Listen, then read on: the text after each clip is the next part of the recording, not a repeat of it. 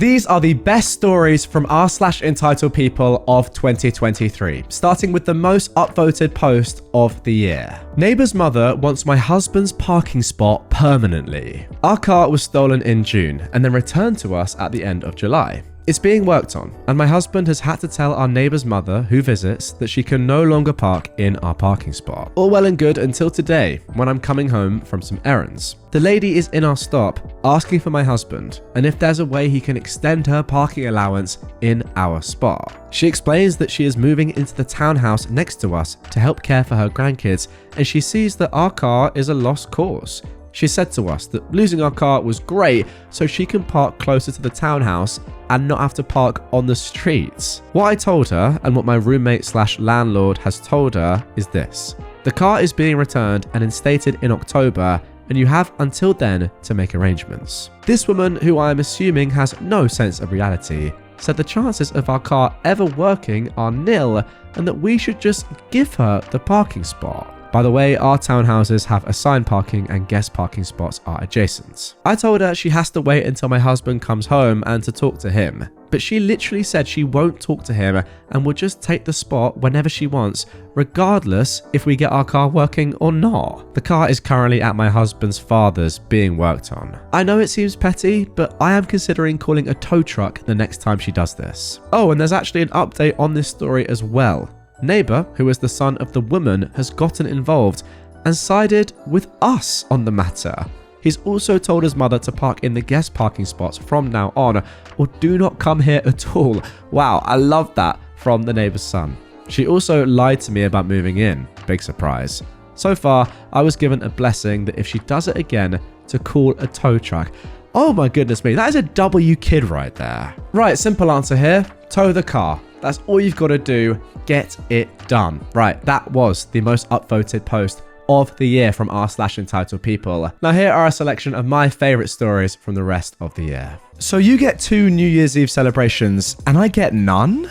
I am a bartender. Obviously, when you sign up to be one, you have to commit to busy periods. Christmas, New Year's Eve, Halloween, etc. I don't mind working these. I was rotated on to work New Year's Eve, and whilst I did enjoy the shift, I couldn't exactly celebrate the new year. However, in my city, there's a bar that does a bartender's ball on the 1st of January every year. So all bartenders that work New Year's Eve can have their own celebration, do a fake countdown at midnight, get drunk, etc. I was going to attend the bartender's ball, seeing as I didn't get New Year's Eve off. But I was rotated on an early shift today. I figured there's no point in me going if I can't drink and have to be home by 2 a.m. So I looked at swapping my shift. One of my co-workers said she's happy to swap with me. She was off for New Year's Eve, meaning she's already celebrated and I can have my own celebration. It's a win-win. We both get to party in our own way. She tells me over and over that she's happy to swap, but when it comes time to swap the shift, suddenly she can't do it because she needs to take care of her child. Okay, I wouldn't mind that if it were true. I don't get to enjoy New Year's Eve, and now nor do I go to bartender's ball. But she does. She has New Year's Eve off, and she decides to attend bartender's ball rather than going home to her child like she planned. She comes into work today and has the nerve to try and talk to me about it. You should have come. Yeah, well, I would have if you actually went home to your child and swapped the shift with me. I get that I'm not entitled to a shift swap, but don't use the I need to take care of my child card and then not take care of them. No idea what happened to the kid. She was probably dumped on her grandmother like she always is. I'm just fuming that my co-worker got 2 New Year's Eve celebrations and I got nothing. Now, this is just inherently selfish. I mean, come on, this is absolutely ridiculous. So entitled. I agree. If genuinely she had to go and sort out her child and that was a reason why she could no longer, swap her shifts with you, and she was apologetic about it, I would say it's a shame, but it happens. But the fact that she's lying about it, I can't get behind that. It's an absolute disgrace. You have to go and talk to your manager and make sure this cannot happen again, because this is so unfair. She gets 2 of the biggest nights of the year off. One that is maybe the biggest night apart from Christmas Day, and another that's a massive night for you and bartenders across the country and maybe the world, I don't know. And you get nothing? That is criminal. My mother's behaviour towards mine and my girlfriend's baby on the way. I'm seriously struggling at the minute. Me and my girlfriend have a baby on the way, with not much time to go now before he's due. This will be mum's first grandchild, and I appreciate she's super excited, but she's being too controlling and overprotective. Quite early on, she was just bombarding us with names that either myself or girlfriend didn't like. She took offence to it and started accusing my girlfriend of being too fussy and controlling /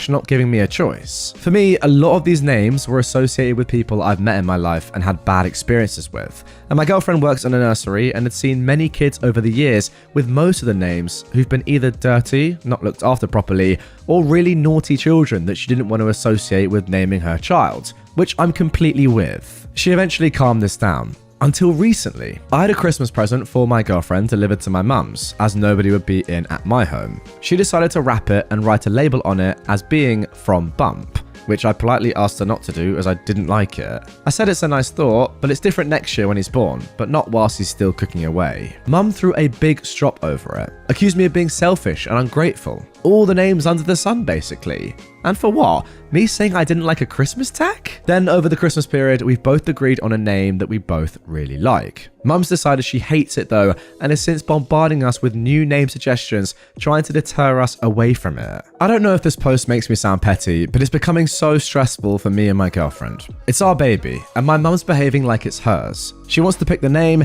it's everyone's fault if we don't like the name she suggests, World War III for liking a name she doesn't. Both my grandma and stepdad even think she's being controlling and acting like the baby is hers, but if either say anything to her, she'll just shut them both down and kick off. My grandma fears for the baby's safety in my mum's hands. She just seems really unstable. My grandma has dementia and mum won't even care for her or visit unless my stepdad forces her to. Her number one focus is baby, and it's getting too much. She's behaving stupidly entitled. Yeah, I think the most telling thing here is that your own grandmother is saying these things about her daughter, saying that she doesn't think that your child is going to be safe in your mum's hands. That is potentially the biggest red flag I've ever seen with any grandmother to be.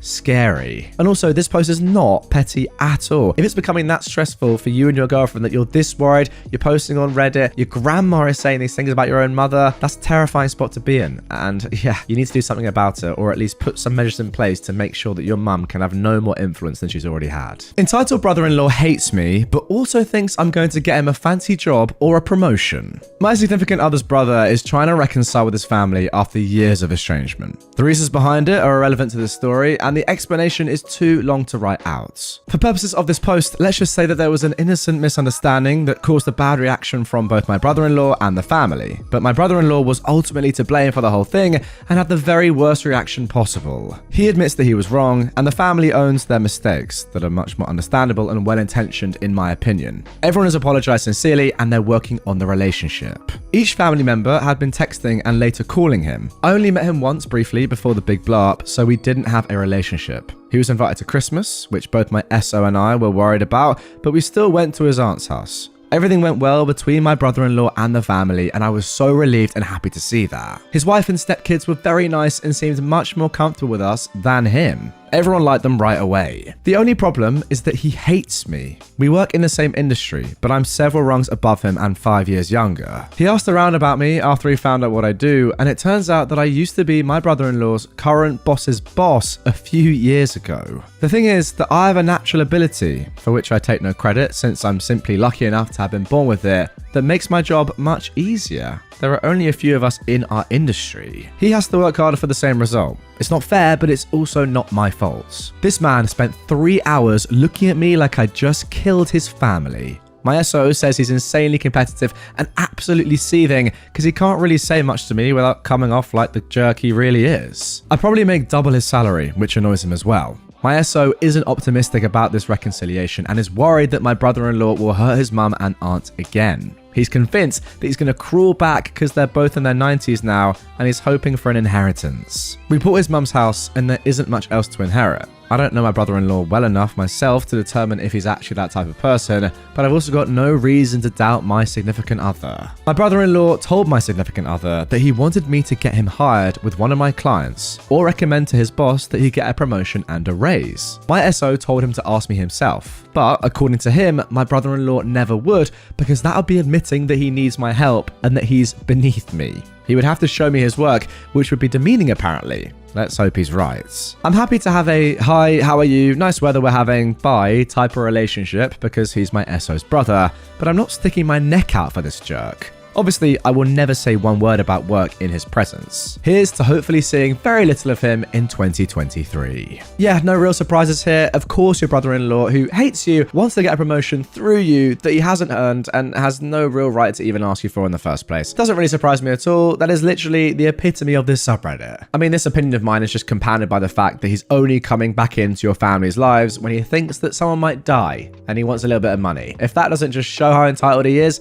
I don't know what does. Give me your property. You don't need it right now. And the unexpected MVPs. I thought stores would be closed off or working much shorter hours during the holidays. Once I got to the store, I saw that I was, sadly for the people working there, mostly wrong. But that meant I would not need to buy as much as I initially thought. I brought with me 3 reusable shopping bags, but I ended up needing just 1. While I can't say I have an emotional attachment to their bags, I do like them very much. I bought them because I love the design, colour and print on them and gave a bit more money than one would buying reusable shopping bags in the grocery store. They're nice, practical, and I like them. I finished loading my stuff onto the conveyor belt at the cash register and put the separator so that the person behind me does not waste time but start uploading their haul. Last, I put my 3 bags on top of my stuff because I had them in the shopping cart while I was picking stuff up. While I'm fishing out my wallet from my purse, I catch a flash of colour in my periphery. I look up and see the woman behind me reach over and take 2 of my bags. Confused, I stutter. Excuse me, those are not store bags.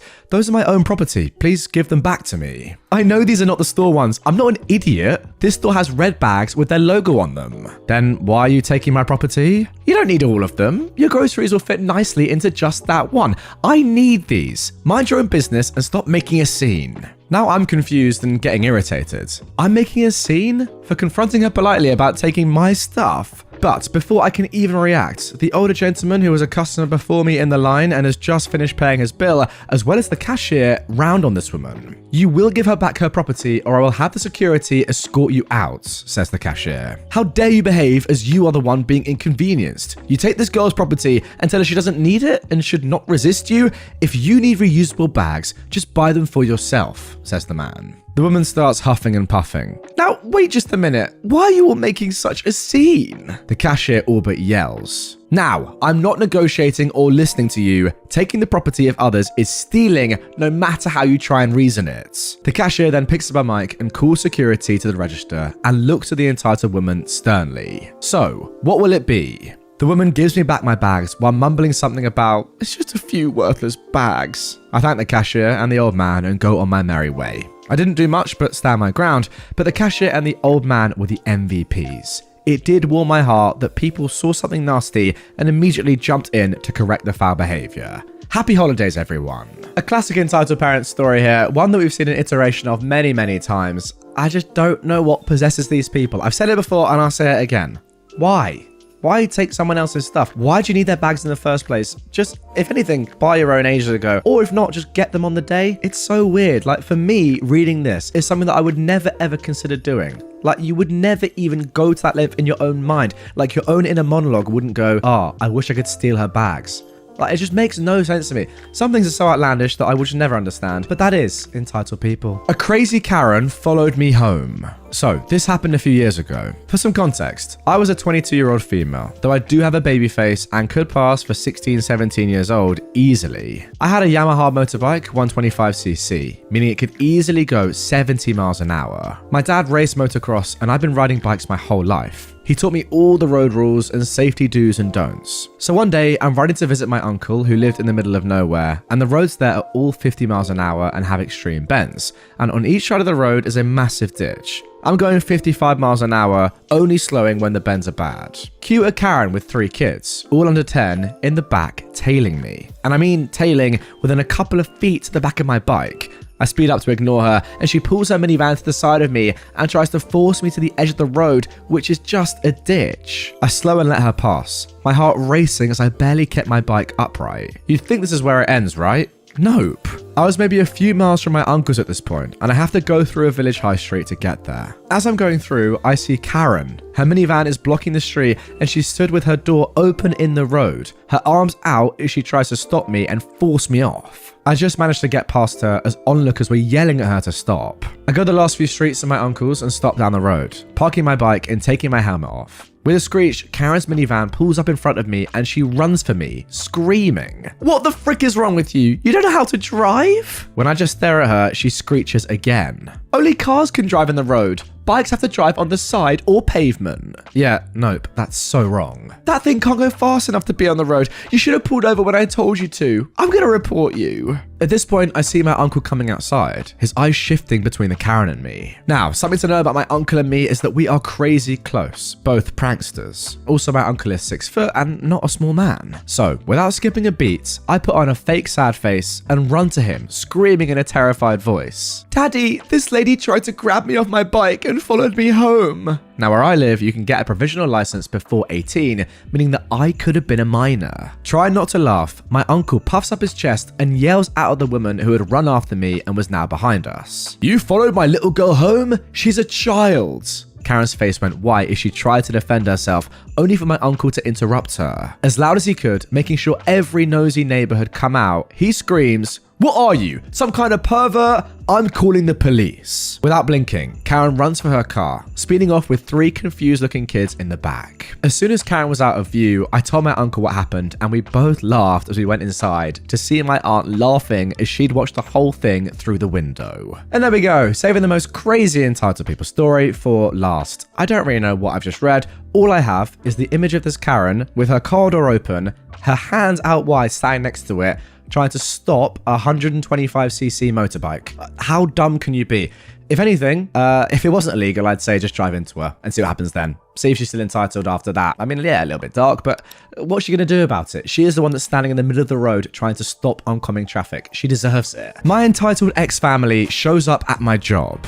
Hey Reddit fam, with the title of this one, you know it's a clusterfrick. This happened Friday night and I've been struggling to put into words just how insane it was. My ex-in-laws and my ex showed up at my frickin' job during the biggest event of the year. Every year at my job, there is a Christmas themed party. The dancers dress up as sexy elves, my boss dresses up as Santa, the bartenders dress up as reindeer, and the bouncers dress up as snowmen. The place is beautifully decorated as a winter wonderland, with a huge throne for my boss to sit on and custom poles for the dancers to dance around him. It's a huge thing at my job, and it's always one of the highest grossing nights of the year. It's advertised all over town that people can come, get their pictures taken with us, sit on Santa's lap, and enjoy a fun evening with custom Christmas music made by a DJ. We even have Christmas themed drinks, guys, and they're so good. I was so excited for it because I started working there this year, so it was my first time being part of this event. I was dancing that evening, so I was dressed up as a sexy elf. I was feeling great. It was pretty late into the evening, around midnight, when this incident took place. I was dancing on stage when out of nowhere, I heard the shrieking sound of my ex-mother-in-law crying.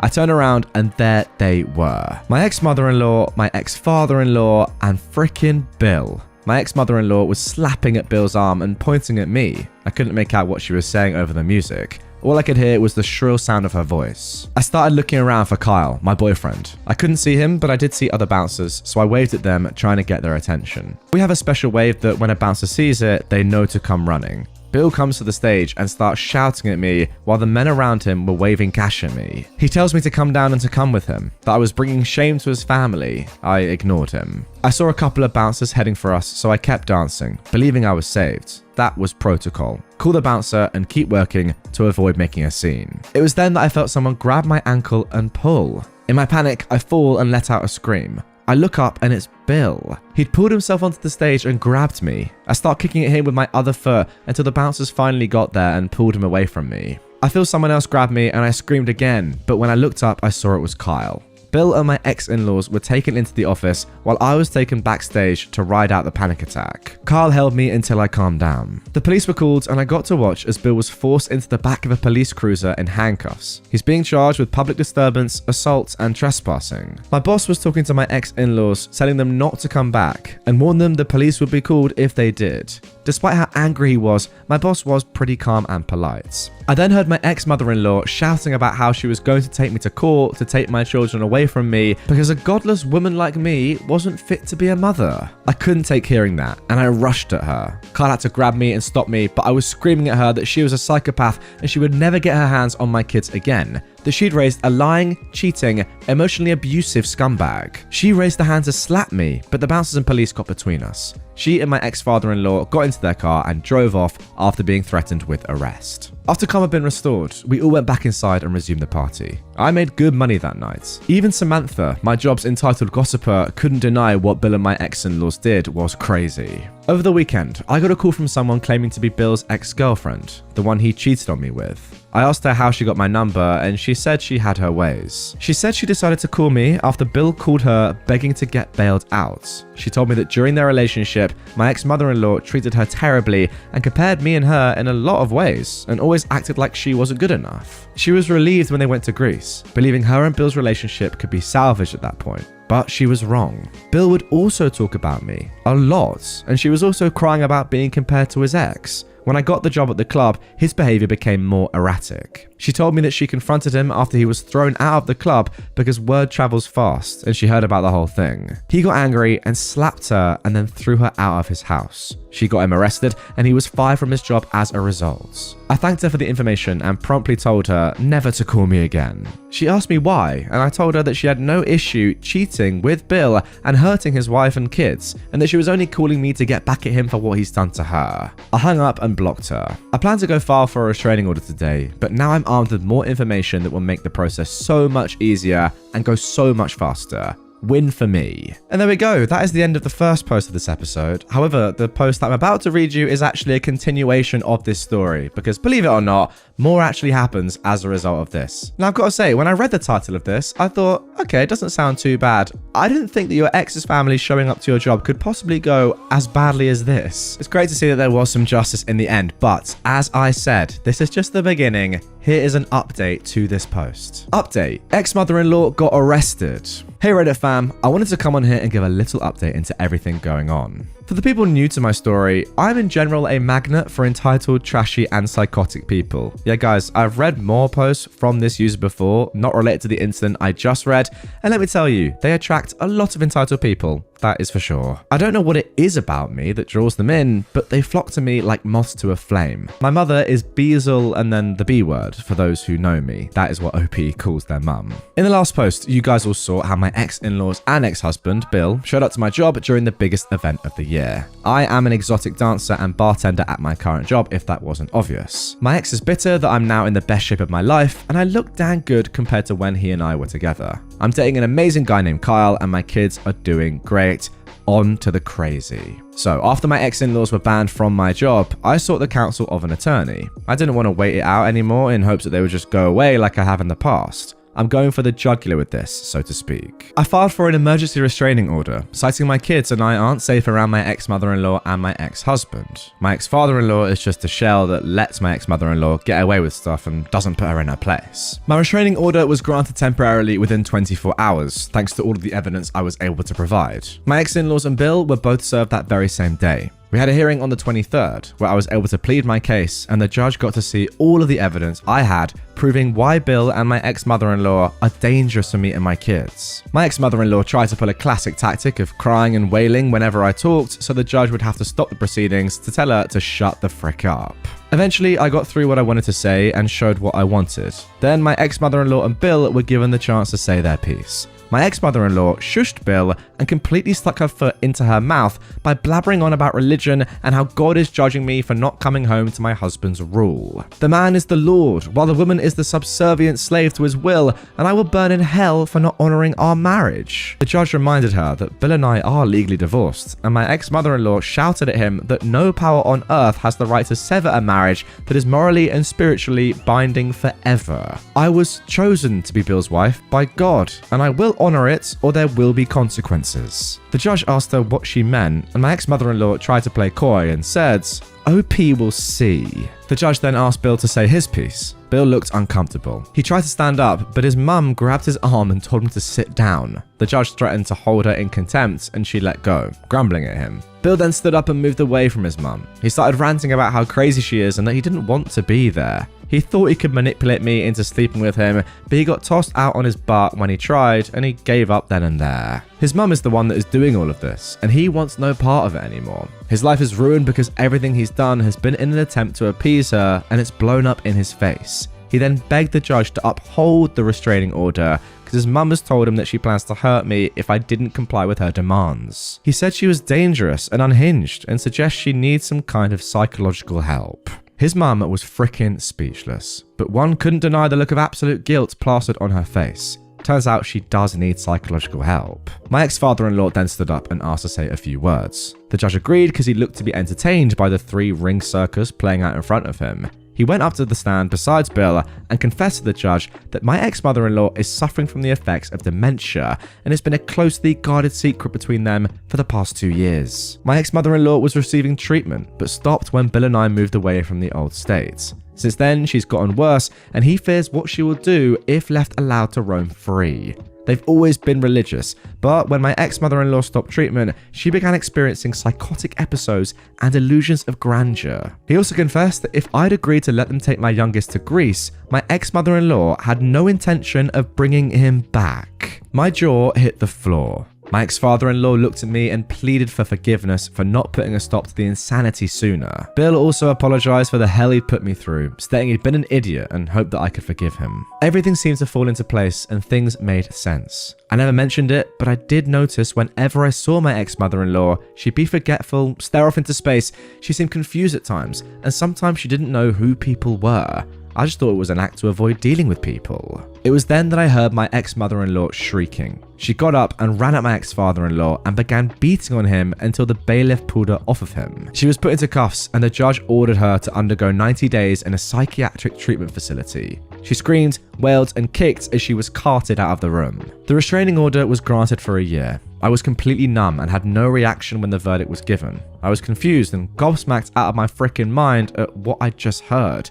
I almost didn't believe it even happened, and I wondered if that edible I ate beforehand to calm my nerves was screwing with my head.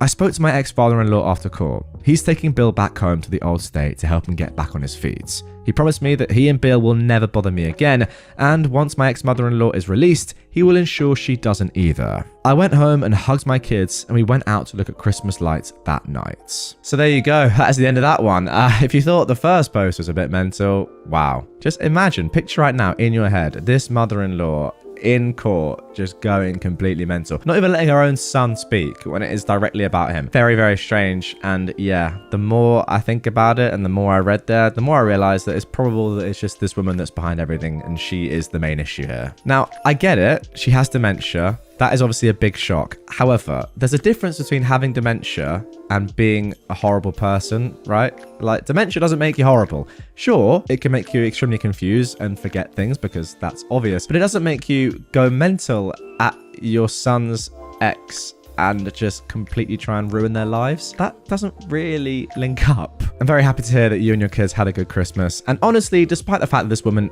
is just mental, I hope she gets the help that she clearly very much needs. Now, although that is the conclusion of that story, for now at least, we do have one more. Now, the title of this one is going to shock you. Kicked out of a restaurant for breastfeeding. I am a 17-year-old woman, and I feel so humiliated I can't believe I'm writing this. So, a couple of days ago, I went on a walk with my baby to a park. On the way back, I was pretty hungry and stopped by this cafe place for a quick bite and ordered a soup. I pay and sit at a table, then my baby gets fussy and I know it's time for her to eat. I had a bottle packed, but realized I accidentally left it at home, so I just gave her the boob. Then I hear a lady go, "Are you serious?" I didn't think anyone was talking to me, so I minded my business, because that's what you do when nobody's bothering you. Then I felt some harsh tapping on my shoulder, and the same lady going, "Excuse me?" Annoyed someone's hitting my shoulder, I turn around and go, "Excuse you." Karen's like, "That's inappropriate. You need to stop." I'm like, "Stop what?" She says, "Are you freaking stupid? Of course you are. That's probably why you have a baby so young." That was a good one, I'll give her that. She says something about this being a public place, and she doesn't like that I'm exposing myself in front of her husband, who's sitting at the table next to us, watching his wife act stupid, and I should go to the bathroom to take care of that or something. And I shouldn't bring a newborn baby, my baby is obviously too big to be a newborn, out in public anyway because of corona and stuff. She wasn't even wearing a mask and was all up in my face, so obviously not that concerned about corona. And also guys, this was posted just a few days ago. I don't know about you, but I feel like corona is kind of done now. Now look, I'm not going to go to the bathroom because that's weird, and I'm not leaving because I'm waiting on my soup. I tried to politely tell her I'm not leaving, and if she's worried about corona, she should back up away from me and my baby, and everyone can mind their business like normal people. She says, okay, I'm telling. Sorry, is she 2? How mature? She walks off and I look over at her husband and he says, you should be more modest. I just cringe at him and look away because I'm not about to argue with a grown man. The manager eventually comes over and says I need to stop or leave. I'm kind of mind blown because I thought kicking someone out for breastfeeding was illegal, but apparently not. I said, well, she's hungry and she's going to cry if I stop. And I'm not leaving because I'm waiting on my soup, which they said would take 20 minutes because of something going on or whatever. And at this point, there's at least 15 minutes left. So can I get a refund? He said they don't do refunds, but you can give me restaurant credit like a gift card or something. But I'm definitely not going back there, so I'm not going to need that. And I just left. Of course, Karen mumbled a few things about me being insert slur here or whatever to the manager, and I told her to shut up. Then she started screaming, but I walked out the door before I could hear her to raid on me, and the manager stopped her from following me. I'm in Los Angeles, by the way, which isn't a really conservative area, but yeah, my first experience with a Karen. Okay, that's the end of that one. Now I've got to say, this one is extremely controversial. If you're watching on YouTube, you'll be able to see that I've got the comments up on the screen right here. There's a lot of information in these comments about what has exactly happened here, and how what actually occurred is not only illegal, but downright disgusting as well. So first comment right here, breastfeeding is allowed in public in all 50 states in America. You'll find lots of information here if I'm successful with adding this link. It does start off mentioning New Jersey because that's where I am. However, it goes on to list important facts that relate to breastfeeding throughout the US. Don't let people like this prevent you from taking care of your child in the way that is best for them and best for you. Okay, so as you can see, I'm on the link now, breastfeeding state laws. And if you come down just to here we go. All 50 states, the District of Columbia, Puerto Rico, and the Virgin Islands have laws that specifically allow women to breastfeed in any public or private location. So there you go. It literally says it in writing right here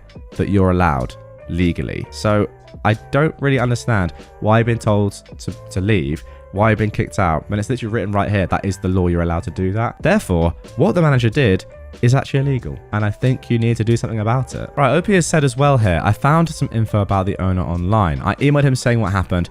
I know the place has security cameras since they have that weird smile you're on camera sign. Also, suing takes some money, which I don't have a lot of time to waste being a mum. Fine.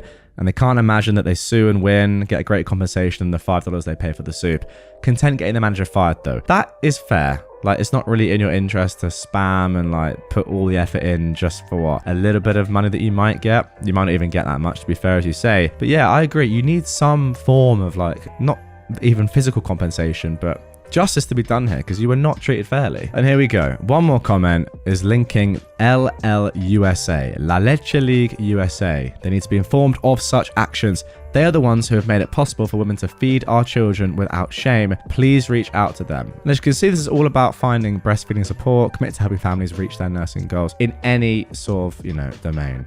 So it's crazy. I didn't know that that was the law in America because I don't live there, but maybe you guys that are American, when you were like looking and reading along with me right there, were thinking, this is not legal. And clearly, something needs to be done. Get in the comments. What do you reckon should happen next? I'm the customer, so you have to date me. This is another story from the world of customer service and Burger King. Our characters are myself, my co-worker, who I'll call Barbie, and the villain of this piece, Jack. Now let me start by saying I'm fine with people who can break the script on customer service, on either side, and I'm all for looking for love wherever you want. But know that when she says no, she means it. Also, this guy was so creepy he'd give online incels a run for their money. So I was in charge of babysitting the newbies for the day, as we just had a fresh crop of them whisk in. The rate of retention was low, and I was perhaps the one guy who worked on all areas at some point, so I had to train everyone. One newbie was Barbie. She was 16, and as much of a Barbie girl as you can get, complete with the shiny blonde hair and bubbly personality. She was on the till to my right, and in comes Jack. She is busy taking his order when all of a sudden he decides to ask her for her number. Now, I'm sure that she's used to it as she brushed it off and just said, "Sorry, I'm seeing someone. So would you like your meal large?" "Nah, I give large. I don't buy it," Jack said, as if he could impress her with his vulgarity. "Okay, so any sides?" she asked. She wasn't going to break from the script purely out of discomfort, I think. At this point, I was finished with my customer and turned my attention on this guy. "Depends. Can I have you as my side? I'd love to make a meal out of you," Jack told her. The sheer cringe was uncomfortable for all of us except him. "Do you need me to step in?" I asked her. "I'm okay, but can you stay near?" she asked. "No worries," I said. "Is this your boyfriend?" Jack asked. "No, but you're making me feel uncomfortable. You're like 10 years older than me and you're creeping on me," she told him. I think that she was hoping he would just realize what he was doing and give up. No such luck. "Honey, I'm your customer. This is part of customer service. So just give me your number and my order and I'll come by later to pick you up," he replied. The sheer entitled attitude towards her was starting to annoy me and her. "Sir, I'm just going to be blunt with you. I'm not going to allow her to deal with you any further. You're going to either finish your order with me and it will be a takeaway, or you can leave now," I said.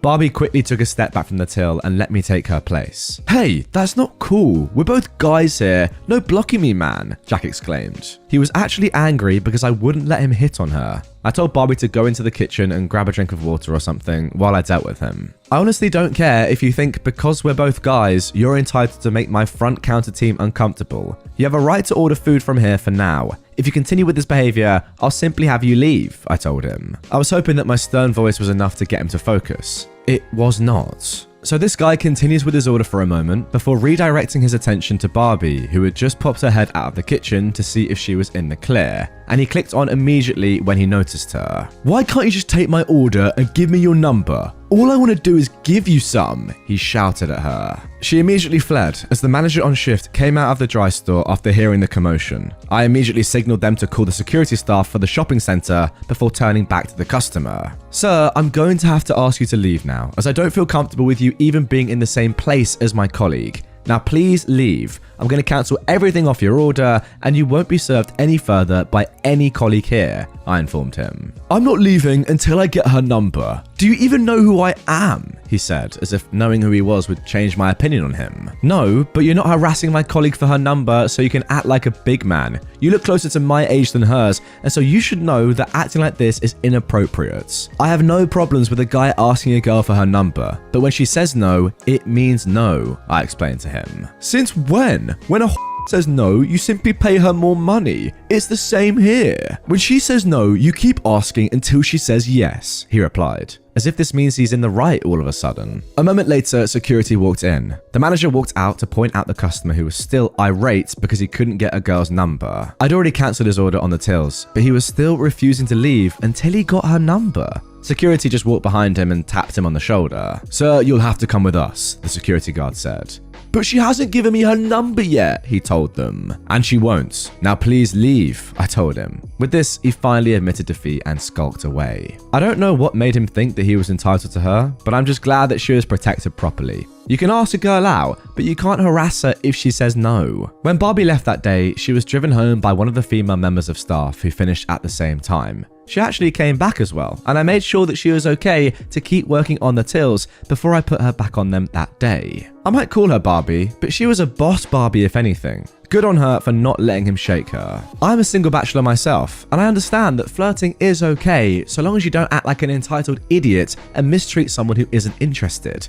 Also, as a rule of thumb, when you're over 25, don't even bother hitting on a girl who is 16 and actually looks younger due to her baby face. That's just creepy. My rule of thumb with age range is normally 6 years younger to 6 years higher. If you have a different one, that's fine, but don't be that creepy. I don't know what people's opinions are on sexual harassment on here, but I hope that you all appreciate that you should never act like this to anyone ever. No one is entitled to date anyone. It's a privilege to have a partner in love and life, no matter how long it lasts. I mean, just what a start to the episode. What goes through someone's mind? I'm the customer, you have to date me. I'm not taking no for an answer. And that's without even getting into the fact that this person, this creep, is probably about 10 years older than this poor girl. It's it's disgusting. It really is. Not just the fact that you're so persistent and just harassing someone, but the fact they're also 10 years younger than you. It's disgusting. Can I just say, first of all, fair play to you, OP, for standing up for your coworker. But the main thing I need to say is this girl is actually amazing. If you're a 16-year-old doing your job and you're put in this position, an older man who's probably, let's be honest, quite, intimidating or just downright weird and creepy, that's for sure. And you can just calm down and act like you did and say no and carry on being a great professional in the situation. That is actually elite. And I really hope that she not only gets the job, continues to work there, but also, moves up through the ranks as quickly as possible because she has a bright future, that's for sure. Entitled mother tried to steal my tablet, so I went from 0 to 100 to make her back off. First time poster here, and I'm still in awe about the audacity of some people. I've read about entitled people, but outside of my school, I've never been in contact with any of them long enough to deal with them. That was until recently. I am a 33-year-old man, and I'm an ELA teacher based in China for the last 3.5 years. First, a little bit of information before I get to the story. There's a bit of a pay gap between foreign and Chinese teachers. This is a well-known fact, but only the most opportunistic people like to capitalize on it from time to time, if you're not careful. It could be anything from charging more at stands to, on the rarest of rare occasions,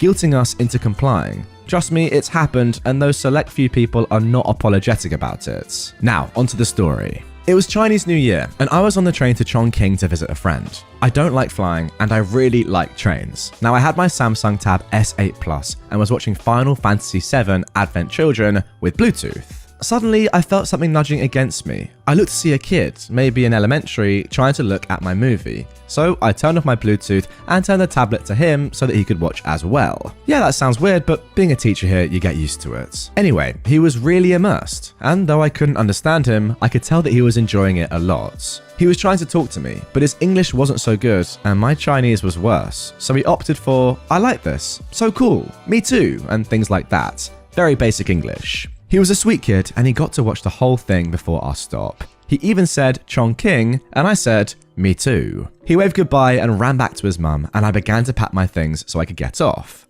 Then it happened. A woman approached me with the kid, and in perfect English, demanded my tablet. She literally said, "Give me your tablets." I thought I was in Twilight Zone, and I wanted to ensure I heard her correctly. "Excuse me? Give me your tablet. I want my son to have it." I refused, a simple no, and she said those magic words that I'd begun hating to hear. "But you're a foreigner. You can just buy another one." Now, a couple of things. One, I don't know if the kid really wanted my tablet or not, and frankly, I didn't care. And two, I come from a family that has taught me to never let anyone make you feel less than others. If somebody tries to take my dignity, it's not going to end well for that person. And no, I don't actually have to fight to get my point across. Fair warning, I'm paraphrasing the confrontation because it lasted a lot longer than I cared for. I said, "No, I can't. I have to save to buy this. You could do the same." "No, you can give me yours and stop being selfish." Again, I countered. "Or you can stop being an entitled female dog and buy your own."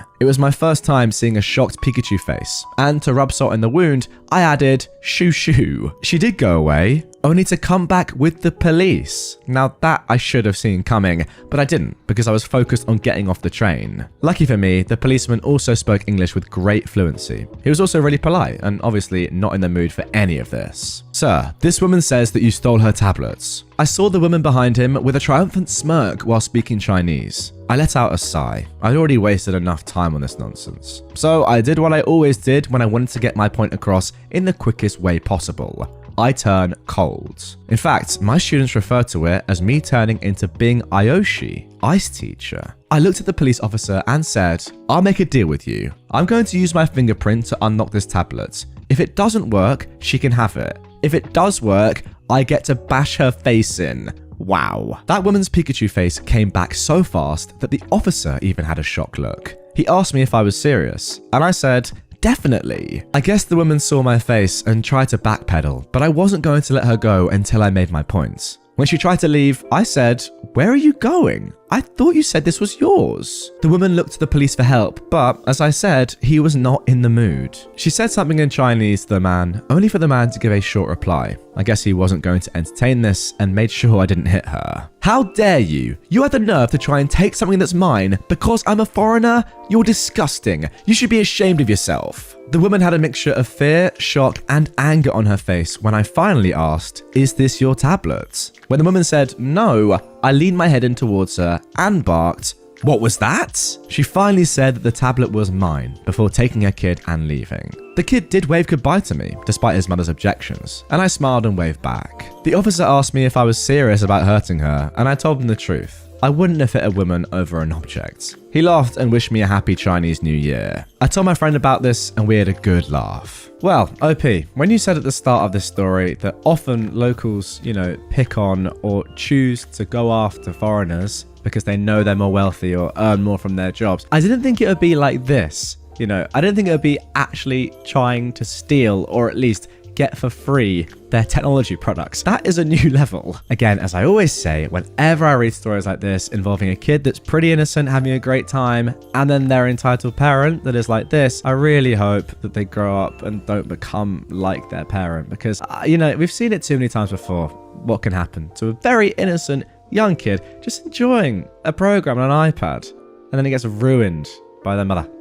Sad, but it is the way that the world works. Wow, OP's actually just put a little edit in the comments, and they actually say that their colleague at work saw this post and told OP that he got lucky because according to him, some cops would arrest foreigners just for making threats to Chinese locals. He told OP that he's seen cops force foreigners to give their possessions to liars without getting them back despite reporting them.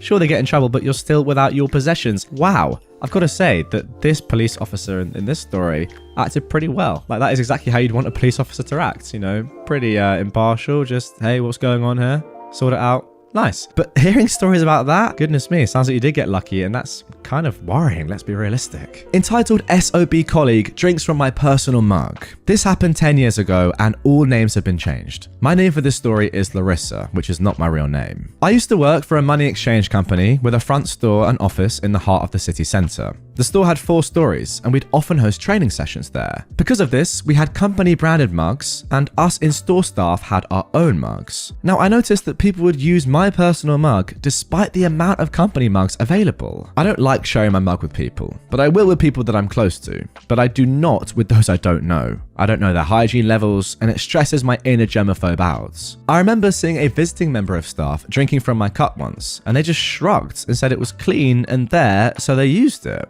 Rude, but okay. I moaned about it to my gorgeous, caring friend, who for my birthday made me a one-of-a-kind mug especially for me. She probably got tired of me complaining about it. So I bring my new mug into work and return my other generic one back home. There is no way that anyone could mistake this as available for public use, right? Wrong. Cue Tom, not his real name. He was a blonde, cocky SOB who had to be the loudest in the room and was such an attention seeker. Those big buckle types, always talking about how detailed oriented he was, blah blah blah. I came into the staff room one day and found out that he was visiting. I left as it was a bit too crowded. When I left, Tom was rifling through the cupboards. At this point, we'd moved all in-house staff mugs to a separate cupboard to avoid issues, as this had caused friction before. There were about 30 company-branded mugs, so no reason for anyone to use personal mugs. I returned later and noticed that he'd once again used my mug. The staff room was quieter, but still busy. Maybe 10 people or so, including Tom and I. This awkward interaction followed. Hey, are all the company mugs being used? No, said Tom. Okay, so why are you using one of the personal mugs? It was the first mug I grabbed. This was most likely a lie, but I couldn't prove it. Just use one of the company mugs. Those are ours for our personal use. We bought them from home. But these are company cupboards, so I don't see what the issue is. I came in and I grabbed a mug. Okay, but we have company logo mugs for a reason. Use one of those and put that one back. At this point, I was angry. Tom, with a cocky grin on his face, takes another sip from my mug and says, "I don't know what your issue is. It's not like the mug has your name on it." Actually, I think you'll find it does. I point at the mug. Tom's actually baffled by this. "Oh wow, I thought he was being sarcastic." "What do you mean?" No, it literally has my name on it. Look. I point at the mug and in huge red lettering it says Larissa. This is where it got very interesting. One of my colleagues started laughing. They know why I got that mug, because it's happened to me so many times before, hence my name's on it. Tom's face then went red, like tomato red, and you could see him sweating from embarrassment. "Serves him right for trying to be a condescending SOB. I'm not quite sure how you missed it," I said, "considering you're so detailed-oriented. The writing is huge and in red. Please, pour your drink into another mug. I'd like a cup of tea and I want to use my mug." I've never seen anyone pour a drink and hightail it out of somewhere so fast. What made it worse is that afterwards, everyone in the company somehow found out and people started making jokes about hiding their stuff. They did this because he would do this everywhere he went, drink from someone else's mug on purpose and claim it was an accident. I only found this out afterwards when news of the incident did the rounds. The fact is, his cockiness made me want to expose him. It also made him look like an idiot. Going forward, he only ever drank from company logo mugs, but someone always reminded him of this incident. See, I actually can't work out what's more dumb here, guys. The fact that this person, Big Tom, didn't realize that your name was on the mug that he was drinking out of, or the fact that he's drinking out of it in the first place. Like, as I said during that story, I thought he was being sarcastic when he said, "What do you mean?" If the letters Larissa are just on the mug and he's not seen it. But no, apparently not. He actually just hadn't seen the name Larissa on a mug. I don't know. He might just be a very simple human that can't read. And Tom, if you are watching or listening, my friend, and that is you, then I'm sorry. And it also means that you won't be able to know what word I'm holding up on screen right now. And there it is. Steve-o, please don't do me dirty there. Please, my friend, please. Former coworker demands a job because she's a mother. In my previous job, I was a mid-level manager, and I was assigned a small team to lead. This team was composed of 4 members. 3 of them were very hard workers who always finished their jobs and tried to learn as much as possible. The 4th one, well, she had to be asked continuously to finish her job, often tried to make others do it, was late more often than not, would spend hours talking to others, just not doing her job and disrupting others. I often asked my boss permission to fire her, but he pitied her because she's a single mother. She is, and she's not married nor dating her kid's father, but the father and his parents live next to her and her parents and are all very much involved in the kid's life. He also forbade me from ever reprimanding her. Eventually, I was offered a better paying job and left the company. After a few months, I was offered a promotion that required me to assemble a team to lead. I could either choose from the company or bring in new people. I decided to contact the hardworking members of my old team and offered them the new job. It was a no-brainer for them. Much better pay, much better benefits, better working conditions, and the possibility of working from home most days. They were happy to land a better job together, and I was happy to have my old team back. A couple of days later, the 4th member of my old team called me. She was very angry that I didn't offer her the job, knowing that as a mother, she could use the benefits and working hours. She demanded that I hired her too, but I refused. Since I had no one forbidding me from being honest, I told her that her work ethic and performance is terrible and that hiring her would be worse for me. There were so many more things I wanted to say, but I bit my tongue. She called me some names and hung up. Later that day, I received the weirdest and most stupid call of my career. The HR manager from my former company called me. This has to be the most stupid HR manager I've met. I have so many stories of her incompetence. Apparently, after calling me, my former coworker was angry and upset. HR noticed and asked what was wrong, and she told them. So the HR manager called me to reprimand me for making her upset, for treating my team unfairly, and demanding that I either offered her a job in my new company or apologized. I laughed, argued with her for a bit, and hung up. Alright, let me just get this straight. Someone that you no longer work for, an HR department that you used to work for but you no longer have any ties to, has called you up and said, please either give one of our employees a job or apologize to them. What? I mean, I don't even know who's worse here, the woman or the HR department. That is ludicrous. I mean, to be fair to this HR lady, maybe she realizes how bad this entitled woman is and is just like trying whatever she can do to get her away from her company as well. I don't know, maybe it's a clever tactic, but yeah, I thought the Karen was bad. This HR woman is just absolutely insane. Now for our second entitled people story of this episode. Another I wanted this house entitled parents. Almost 30 years ago, my dad retired from the army. That's important to the story. And we all moved from the barracks to an entirely different county. Not overly fun for me and my sister, because she just joined secondary school and didn't want to leave her friends behind, and I just didn't want to move again. If you're not familiar with the British Army, soldiers used to get posted to places, invariably places like Germany, Switzerland, Cyprus, etc. It was 50-50 as to whether the whole family was posted with them, depending on how long they were away for. By the time I was 8, we'd already moved at least 4 times that I can remember. Anyway, the Ministry of Defence used to have old soldiers' quarters in places, and when the barracks in the areas no longer needed them, retired soldiers and families would get first dibs on the houses. Mum and Dad found this house, and we set about packing up again and moving again, but this time for good. Yay! About 6 months after we'd moved in, we'd almost made it our own and had some family friends over for dinner. We're all in the dining room. Ooh, like an actual room separate from the kitchen and living room? I know, I was amazed. I'd never seen one. Sitting to eat, and I mean all of us. Grandparents, 2 cars. 3 sets of friends, 3 cars. Us, 1 car. So it's very obvious from the outside that the house is not empty and a lot of people are there. Dad looks up from eating and his jaw drops. There's a woman just wandering around the garden. She's sniffing the flowers, looking in windows, and generally behaving as if the house was a horse for sale, checking its metaphorical teeth. It wasn't even as if she could have just walked down the side of the house and into the back garden. She would have had to unlock and open 3 gates. So Dad goes out with a couple of his mates. All ex-army and rugby types, big blokes, hard to miss. This woman glances at them, then continues poking around the garden and trying to get into the shed. "What do you think you're doing?" my dad asks. "I'm looking at the garden." Bold as brass. Dad's friends reply, "We see that. Why?" "Yeah, what are you doing here? This is my house. Get off my property. Who do you think you are?" The woman shrugs. "My son was going to buy this house. I want this house. I wanted to see what I could do with the garden when he buys it." My dad just stares. "What do you mean when he buys it? It's not for sale. I live here." "No, you don't. My son wanted to buy this house." "Mate, we're gonna go check on the families and call the police," say my dad's mates. "You okay with her?" "Yeah, make sure the kids stay inside."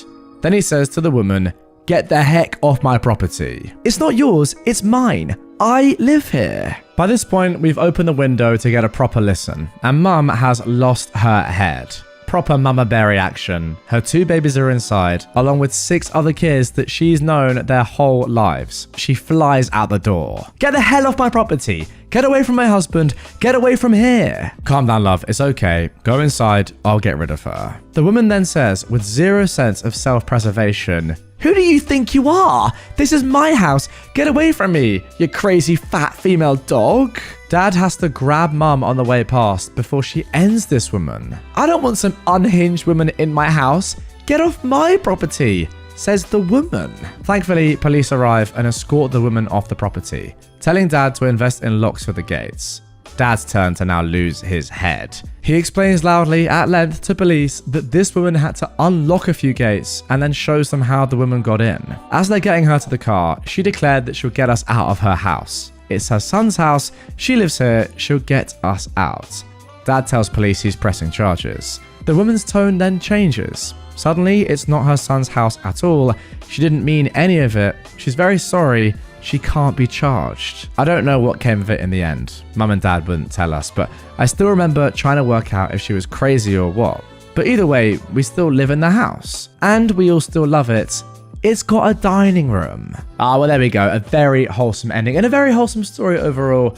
Yeah, I think this woman was just a little bit crazy. No one who is, let's be honest, sane would do this sort of stuff. 5 cars parked in front of the house. And you're like, no, it's my house. Like an entire family. I don't know how many people that was. I mean, over 10 people eating dinner. No, it's my house. It's my son's house. Something's going wrong upstairs. Overall, though, pretty great to see that you are now settled OP and that you have a dining room.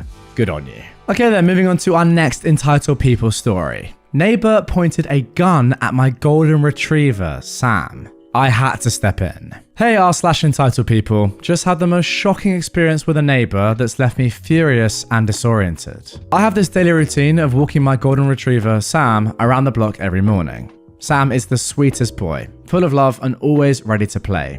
His idea of a threat is the vacuum cleaner, not a living creature. Sam is the most gentle soul you'd ever meet, the kind of dog who loves belly rubs and fetch more than anything else in the world. He's also never hurt a fly, let alone another human being. This morning, our peaceful routine turned into a nightmare. As we were doing our usual round, we encountered our usually reclusive neighbor, Mr. X. Now, Mr. X has always been a little off-putting, but what he did today was beyond my wildest expectations. As we passed by, Sam wagged his tail, trotting slightly towards Mr. X in his usual friendly way. Out of nowhere, Mr. X kicked Sam violently, causing him to cry out. I was shocked to say the least. I yelled at Mr. X, warning him to stay away from Sam. In response, he started ranting about filthy animals. But then it got worse. He pulled out a handgun and pointed it at Sam. I was terrified, but there was no way I was letting anything happen to my boy. Without thinking twice, I put myself between Sam and the gun, shielding him. I shouted at Mr. X, trying to de-escalate the situation and attract attention. Thankfully, the commotion had drawn a crowd of other neighbors who immediately called the police. The police arrived swiftly and managed to disarm Mr. X without anyone getting hurt. I'm pressing charges for animal cruelty and assault, and Sam's at the vet's right now, getting checked over. He's a little shaken but seems okay. I still can't believe I had to step in to protect Sam from a gun-wielding neighbor. The level of entitlement some people exhibit is simply horrifying. Anyway, just needed to share this. Please always keep an eye out for your pets. They depend on us to keep them safe. Oh, goodness me, OP, what a terribly distressing ordeal that must have been. First of all, I just want to say I'm so sorry that you were in that situation. And also, sorry to Sam for being literally kicked for no reason and having a gun pointed at him. That's crazy. I hope at the very least, as a result of this terrible neighbor gets jail time and at least his weapons taken away. I mean, you can't just have this guy going around pointing guns at people. Yeah, I know he didn't point it at you, but like he's pointing it at your pet. That's ridiculous. I don't know the rules, and again, enlighten me in the comments down below. I'm not entirely sure in which country this takes place. I assume it's America, could be wrong. Nonetheless, are you allowed to just point a gun at an animal in the US? I kind of doubt it. So yeah, if you do know, let me know down below in the comments. A capybara farmer's nightmare. I need to get this off my chest. As some of you may know, I'm a capybara farmer, and recently, due to the viral trend around these amazing creatures, my peaceful capybara farm has turned into a hotspot for self-entitled content creators looking for their next big viral video. They've trespassed, they've stolen, they've subjected my capybaras to stressful, inappropriate behaviors. I'm deeply disturbed by their lack of respect and total disregard for the well-being of my animals, not to mention the breach of my privacy and property rights. But things escalated beyond belief. Just last week, one of these trespassers, a man looking for some adrenaline-filled footage, decided it would be a great idea to wrestle a capybara. Not only is this incredibly distressing for the animal, it's also dangerous. And surprise, surprise, the man ended up seriously injuring/losing part of his genitals. This man, the one who trespassed and harassed my animals, is suing me. Apparently, he thinks I'm responsible for damage to his reproductive organs that occurred while he was illegally on my property and distressing my animals. A few days ago, I woke up to find my capybaras all huddled together in one corner of the farm, clearly terrified. Upon investigating, I found a person dressed in a homemade capybara costume trying to live amongst them for a 24 hours living as a capybara challenge. It's clear there was some sort of sexual element? Jesus, what am I reading? Not only had they trespassed onto my property in the dead of night, but they were also equipped with various props and toys they thought capybaras played with. A beach boy and a squeaky toy amongst other less tasteful things. They were actively trying to coerce my capybaras into engaging with these objects and toys for their video, causing immense stress to the animals. When I confronted them, their response was shocking. They argued that they were doing the capybaras a favor by making them famous. They truly saw nothing wrong with their actions. I had to call the authorities to have them removed from my property. The disrespect for private property, the welfare of animals, and basic human decency has been simply mind-boggling. Yeah, I mean, makes a lot of sense. I will go onto someone's farm dressed as a capybara, right? with some weird toys. And then when they confront me about that, I'll say, no, actually, I'm suing you. Let me make my video. What hasn't really been explained in this post is the identity of that YouTuber who went onto OP's farm and did this truly terrible stuff. And I would like to reveal at this moment that this was me. I was looking for another viral moment, and clearly I got this a little bit wrong. But nonetheless, I will be continuing with my legalities, and I'm suing OP. OP, if you're watching, I'm sorry. I'm coming for you, and I'm coming for your capybaras, lad. Nothing you can do about it. Now for our final entitled people story of this episode. Posted a free barbecue and got yelled at and told I deserve bad karma. This just happened 30 minutes ago. I had a barbecue, posted it to Facebook Marketplace for free. We're getting renos done and our balcony will be replaced, so I couldn't keep it. Anyway, I got 104 messages for this thing. I messaged the very first person back and they said they would come at 6 PM today. I spent the time cleaning it and bringing it downstairs to the parking garage, not easy, and she no-shows. I was annoyed, so I slapped a free sign on it and put it to the curb. I live on a quieter street, so I decided to message a few of the first respondents and drop them a pin to let them know that I've put it on the curb and it's first come, first serve. I go out 2 hours later and nobody has picked it up. So I opened Facebook to let a few more people know. When I see one of them message me saying she's recently divorced with 2 kids, doesn't have a lot of money at the moment, and she's asking if I'd be willing to hold the barbecue for 30 minutes while she drives there. She says she will get into her car this minute if I can. I agreed and pulled it into our parking garage, out of sight from our street. I put a sign on it for my neighbours, just letting them know that somebody will be picking it up in 30 and please do not touch it. I didn't bother messaging the people I sent the pin to because I thought a reasonable person would expect the barbecue to be gone off the curb after more than 2 hours. And to be honest, it's free, so I just don't care that much. I go to check my mail, and when I come back, there's a car in the parkade and 2 people unscrewing the sidearms. I asked them if one of them was Carrie, and they say no. I asked them why they're taking the barbecue apart then, and the guy says I told him he could have it. I said I dropped a general pin to the curb and said first come, first serve. I said it was no longer on the curb, and therefore it's no longer available. It had already been 2.5 hours at this point, and the lady coming for it messaged to say she was 8 minutes away, and I apologized. I explained the whole situation above, but he's not having it. He insists that he's here and it's his. I told him he's on my property and it belongs to me, and I'm saying it's not his. I point out that he's entered our garage out of view of the street. He shows me that he messaged me to say okay. I show him the other 104 messages I received about it because he won't believe that I didn't specifically invite him to my home and promise him a barbecue.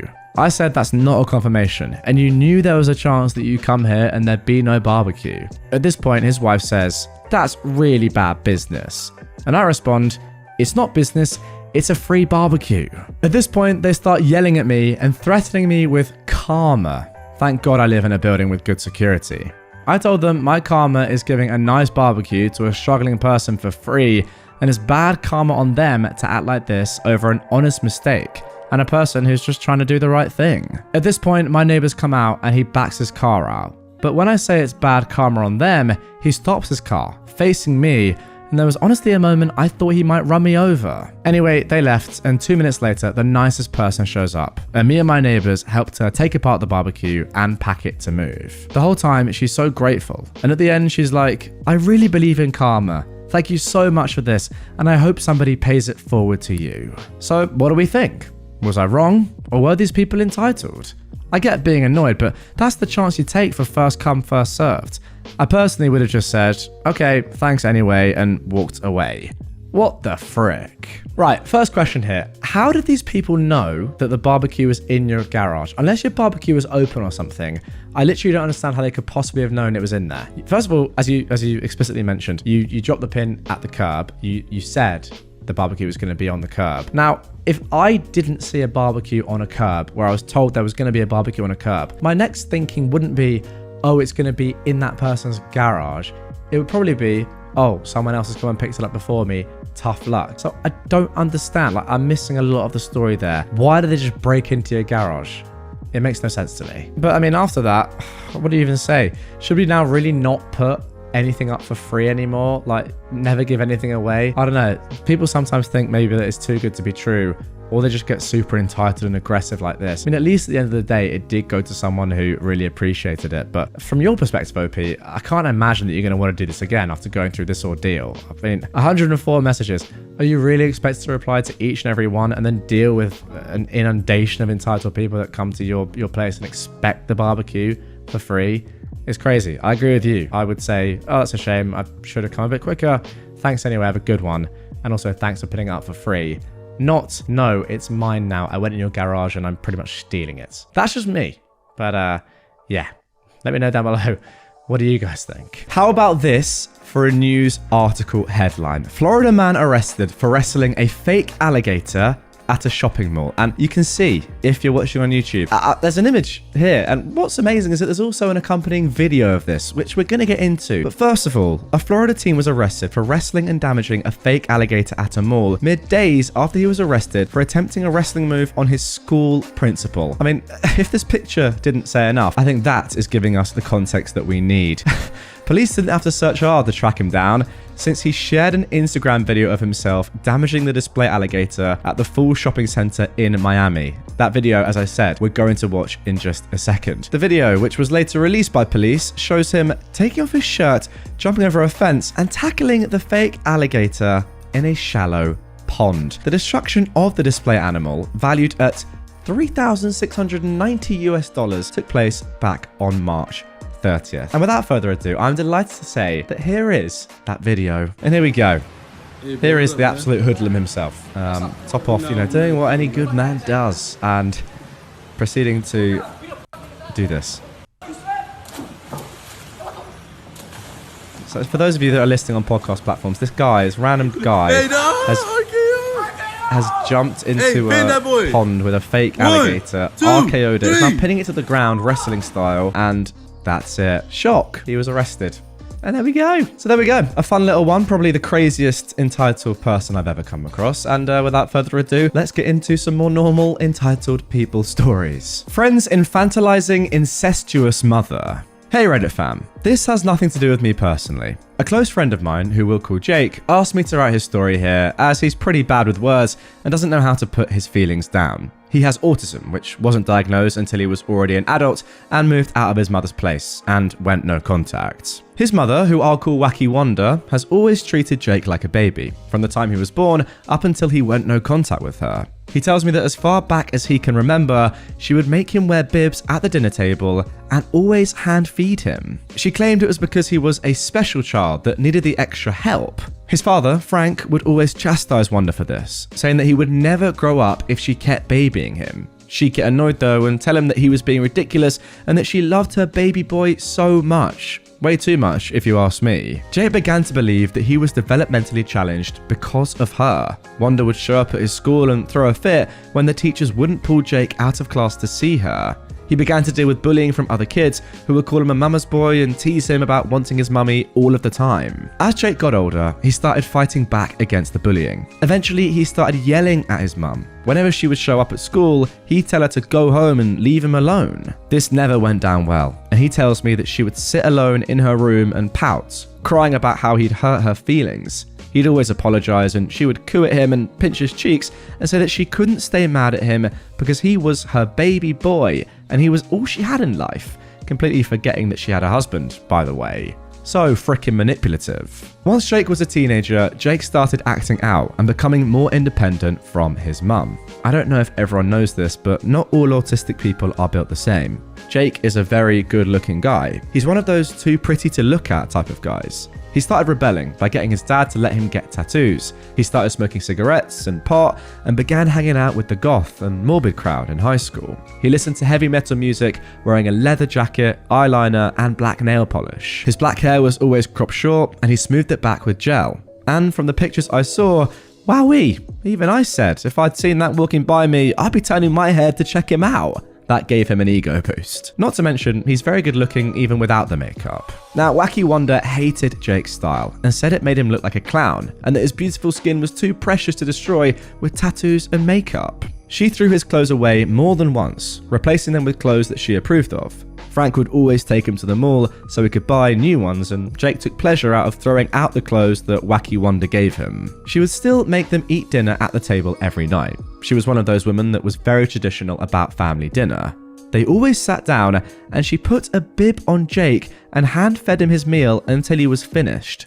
She would even spit on a napkin and wipe his face if he got anything on it. Jake noticed that whenever she did this, she would side-eye Frank with a smirk, like she wanted him to be jealous or something.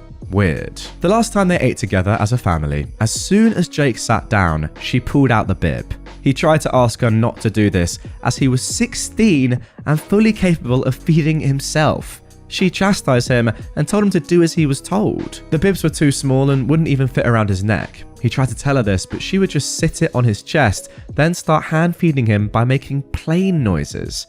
Jake tore the bib off and told her enough was enough. He was 16 years old, and he didn't need to be fed like a baby. Wacky Wanda got upset and started whining, but Frank suddenly blew up and told her to stop with this because this was getting too creepy even for him to tolerate.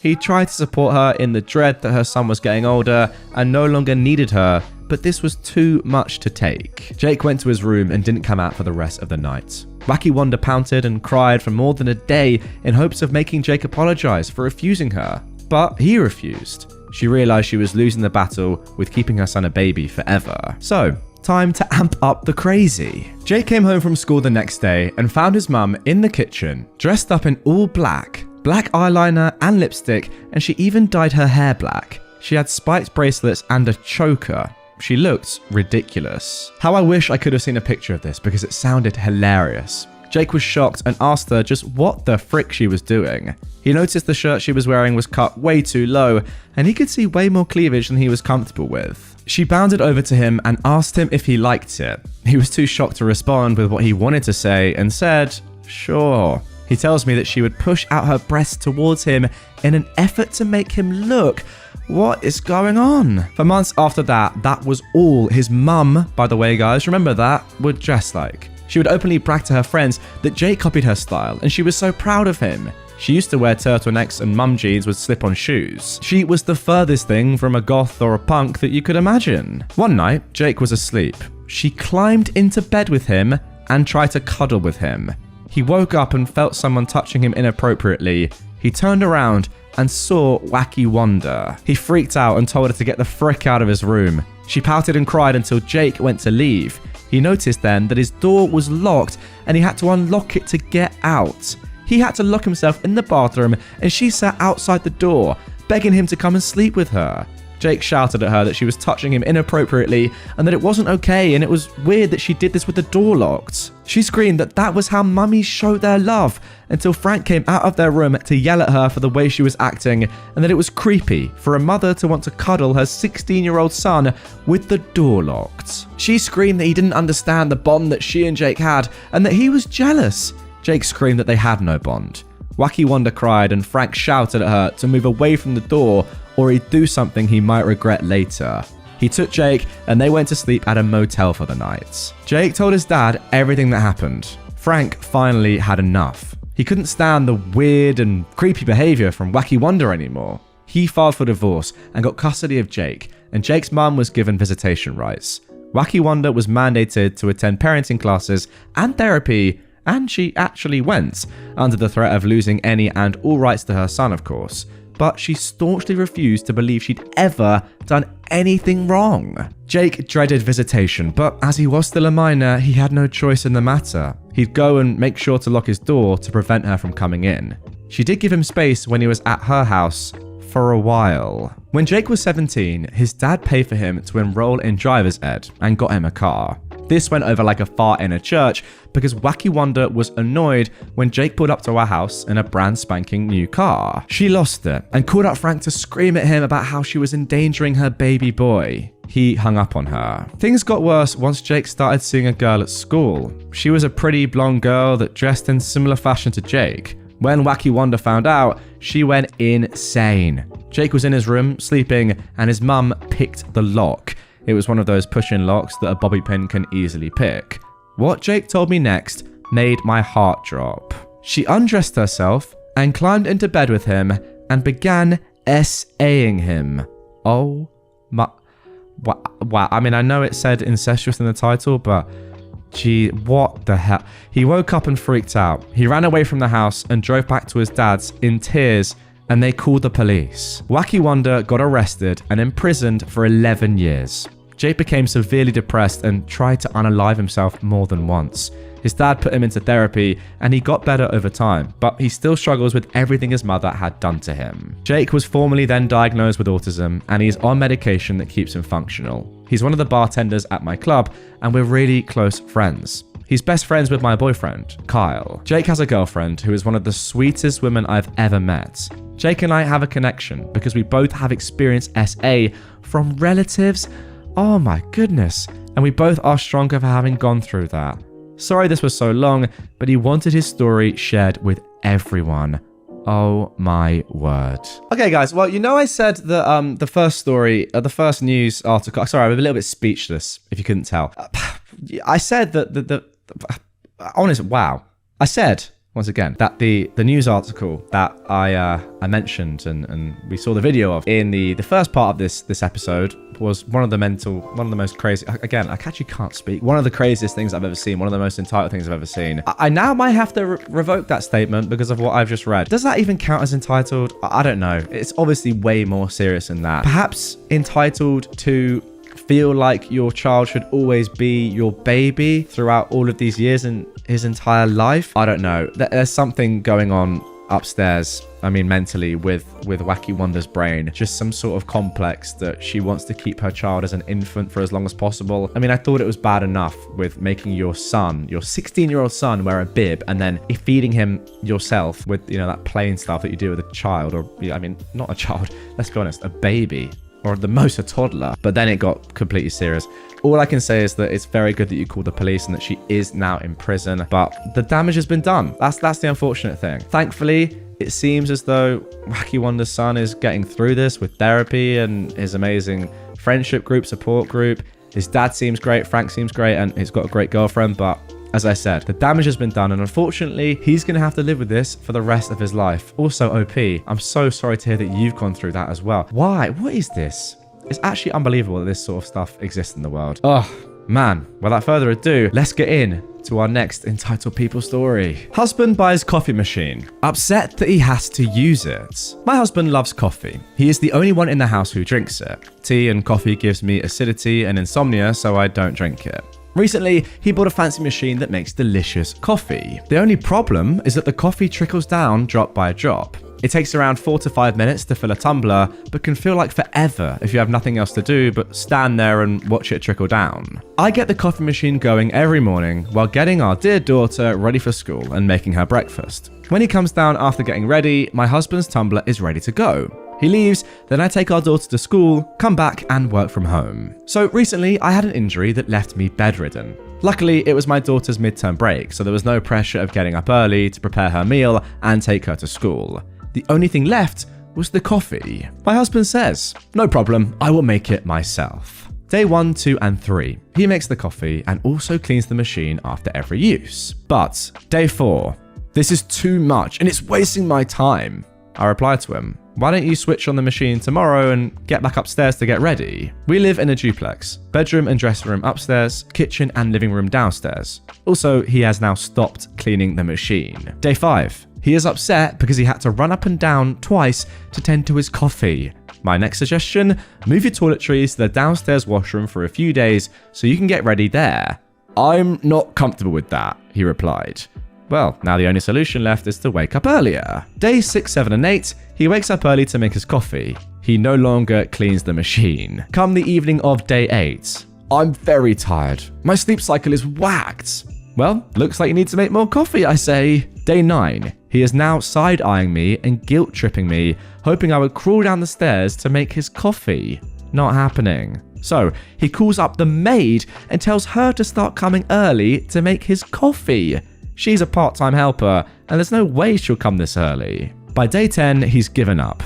Now he's buying his coffee from outside, and the machine remains unused. I tell you what, that is the sort of man that you want to marry. You've literally married a 6-year-old in a man's body. Congratulations. I mean, I don't mean that in a bad way. That's obviously tough for you. But if this man cannot make his own coffee every morning, and it takes too long, then what else are you not doing? That's my question. I mean, there are a lot more serious things and a lot of things that take a lot more time than making a coffee every morning. I'll be honest, I do it myself. And here's the evidence on screen right now. A lovely mug to match my lovely top. And it takes about a minute. I clean out my machine, I put in beans and water, and then I press start.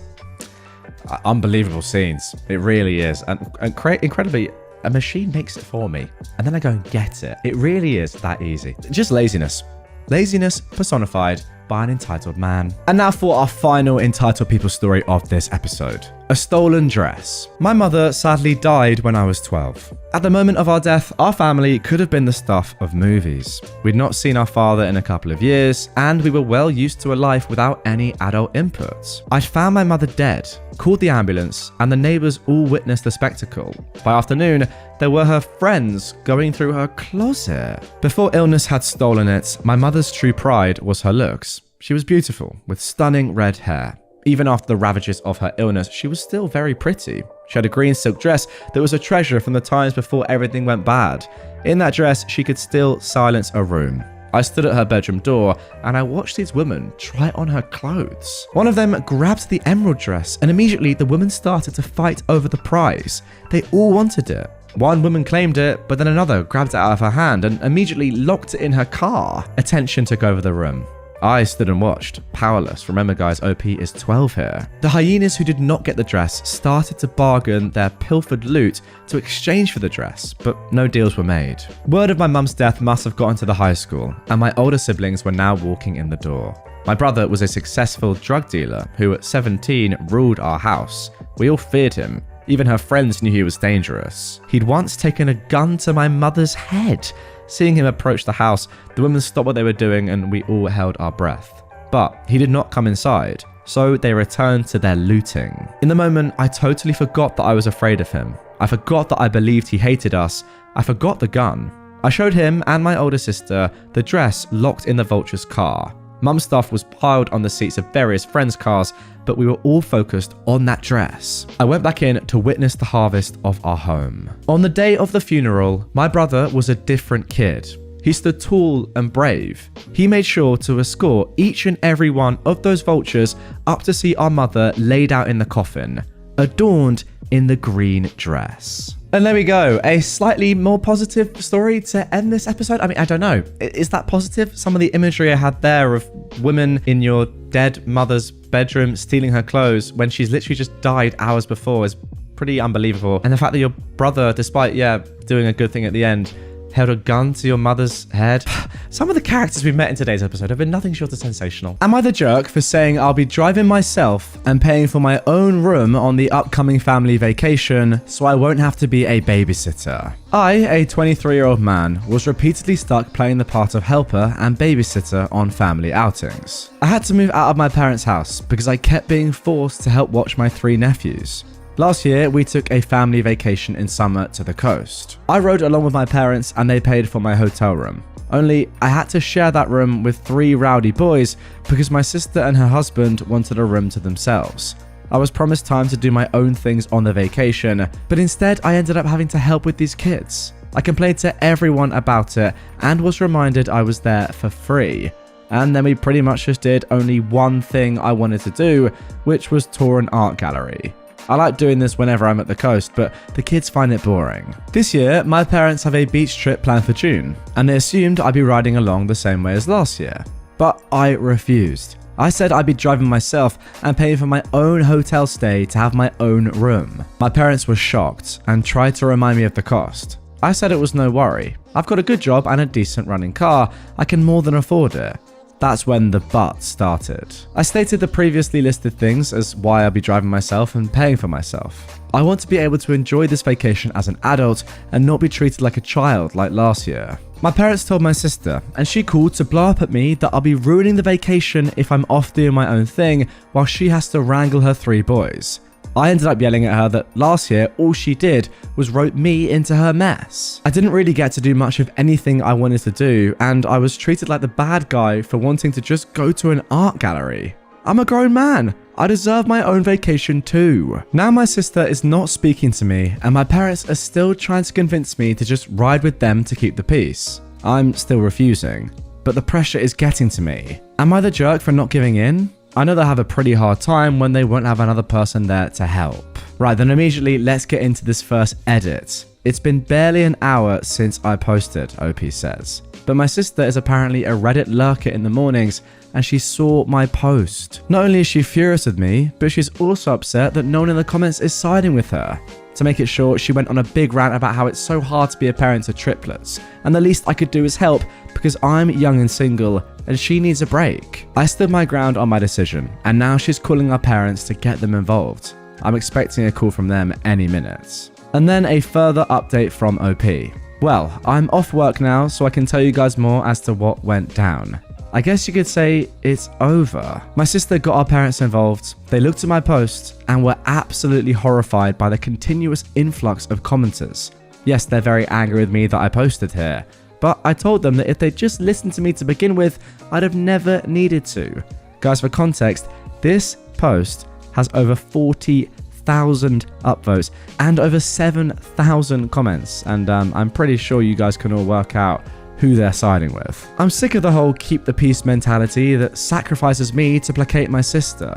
They in turn went off on my sister, and to make a long story short, the whole vacation has been cancelled. The hotel wasn't booked yet anyway, but my parents are arguing with my sister. My sister's blaming me, and my nephews are crying because they aren't going to the beach. My sister called me at lunch and basically implied I have no life, which is why I have time to help. I recorded that and told our parents, and that's currently what they're fighting about. And then one final small update. I wasn't going to update again, but here's a little more. Parents said that they won't ever push babysitting of my nephews on me again, and have agreed that what happened last year was unfair to me. Right now, they're very angry with my sister for telling me I should help her because she thinks I have no life. My sister, though, is playing the victim. And my brother-in-law is basically saying nope to the whole mess and spending most of his time at work. Well, I don't blame him. Thank you to everyone who's commented. You made my day. Now guys, that is the end of r/AmIThejerk for this story, but it's just the beginning of this whole escapade. Let me tell you, this now gets a little bit crazy. We're moving on now to r/EntitledPeople where this story continues, but goodness me, you're going to want to stick around. Here we go with the second post. So then, now moving on to the second post from OP. My parents apologized, my sister did not, at least at first. A week ago, I made this throwaway account to ask AmIThejerk a question, in which I was found to be anything but the jerk. I have too much to say to post in there as an update, so a friend recommended I come here to r/EntitledPeople. Now, my posting on AmIThejerk essentially opened a Pandora's box in the family. Basically, my parents and older sister have become very comfortable with me helping with the childcare of my young triplet nephews. I didn't leave home till I was 22 because I was trying to save money while also going to college. A scholarship covered a lot, and living at home kept me from getting rising debt due to my working part-time as well. I'm very thankful for this. However, after college, everyone just seemed to act like I had endless time on my hands and convinced me along on a family vacation. In this so-called vacation, I was forced to babysit my 3 at the time 6-year-old nephews. I even had to share a hotel room with them. And believe me, those kids didn't listen to a dang thing I said on the first night until I called their mother twice. And I was treated like the bad guy for wanting to do other things during the trip. Like, if it's something the family doesn't enjoy as a whole, then it doesn't happen. Which was extremely hypocritical because I'm family, but wasn't included in that vote. And you can bet I aired this grievance with my parents after my last post. And they've acknowledged being in the wrong. You know what? Fair enough. A lot of the parents I see on subreddits like this never acknowledge this, so that is a good sign. After that awful vacation last year, I decided it was time to move out, and did so before the summer even ended, which surprised everyone as I gave them no warning. I'd landed a great job pretty much right after college thanks to an internship, and used moving as an excuse to drop my commute from 45 minutes to just 15. My sister hated this the most because it meant no more free babysitting on weekends, but she still tried to make me do it, and I caved, sometimes, usually by being bribed with pizza. And this sort of became a new norm. But then last month, my parents announced plans for another family vacation to the same place along the coast, and they basically wanted it to go the same way. I immediately saw it for what it was, a trap.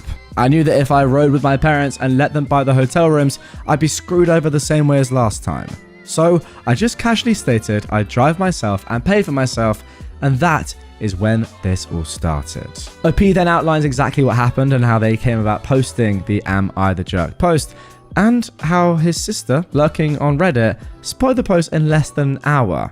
What followed was Pandora's box. At first, the family was against me. My sister called our parents, and they called me when I still had a little time to talk in the morning. My parents were on the phone with me while also reading my post. I asked them if anything in it was a lie. They sort of steered around it and called the post an exaggeration, but I pointed out numerous details that made it pretty much on the mark. Then I told them to check the comments. There were already far too many to read. I was repeatedly refreshing the page on my home PC and telling them how many comments there were. Then I told them I was sick of their mentality of keeping the peace by forcing me to placate my sister.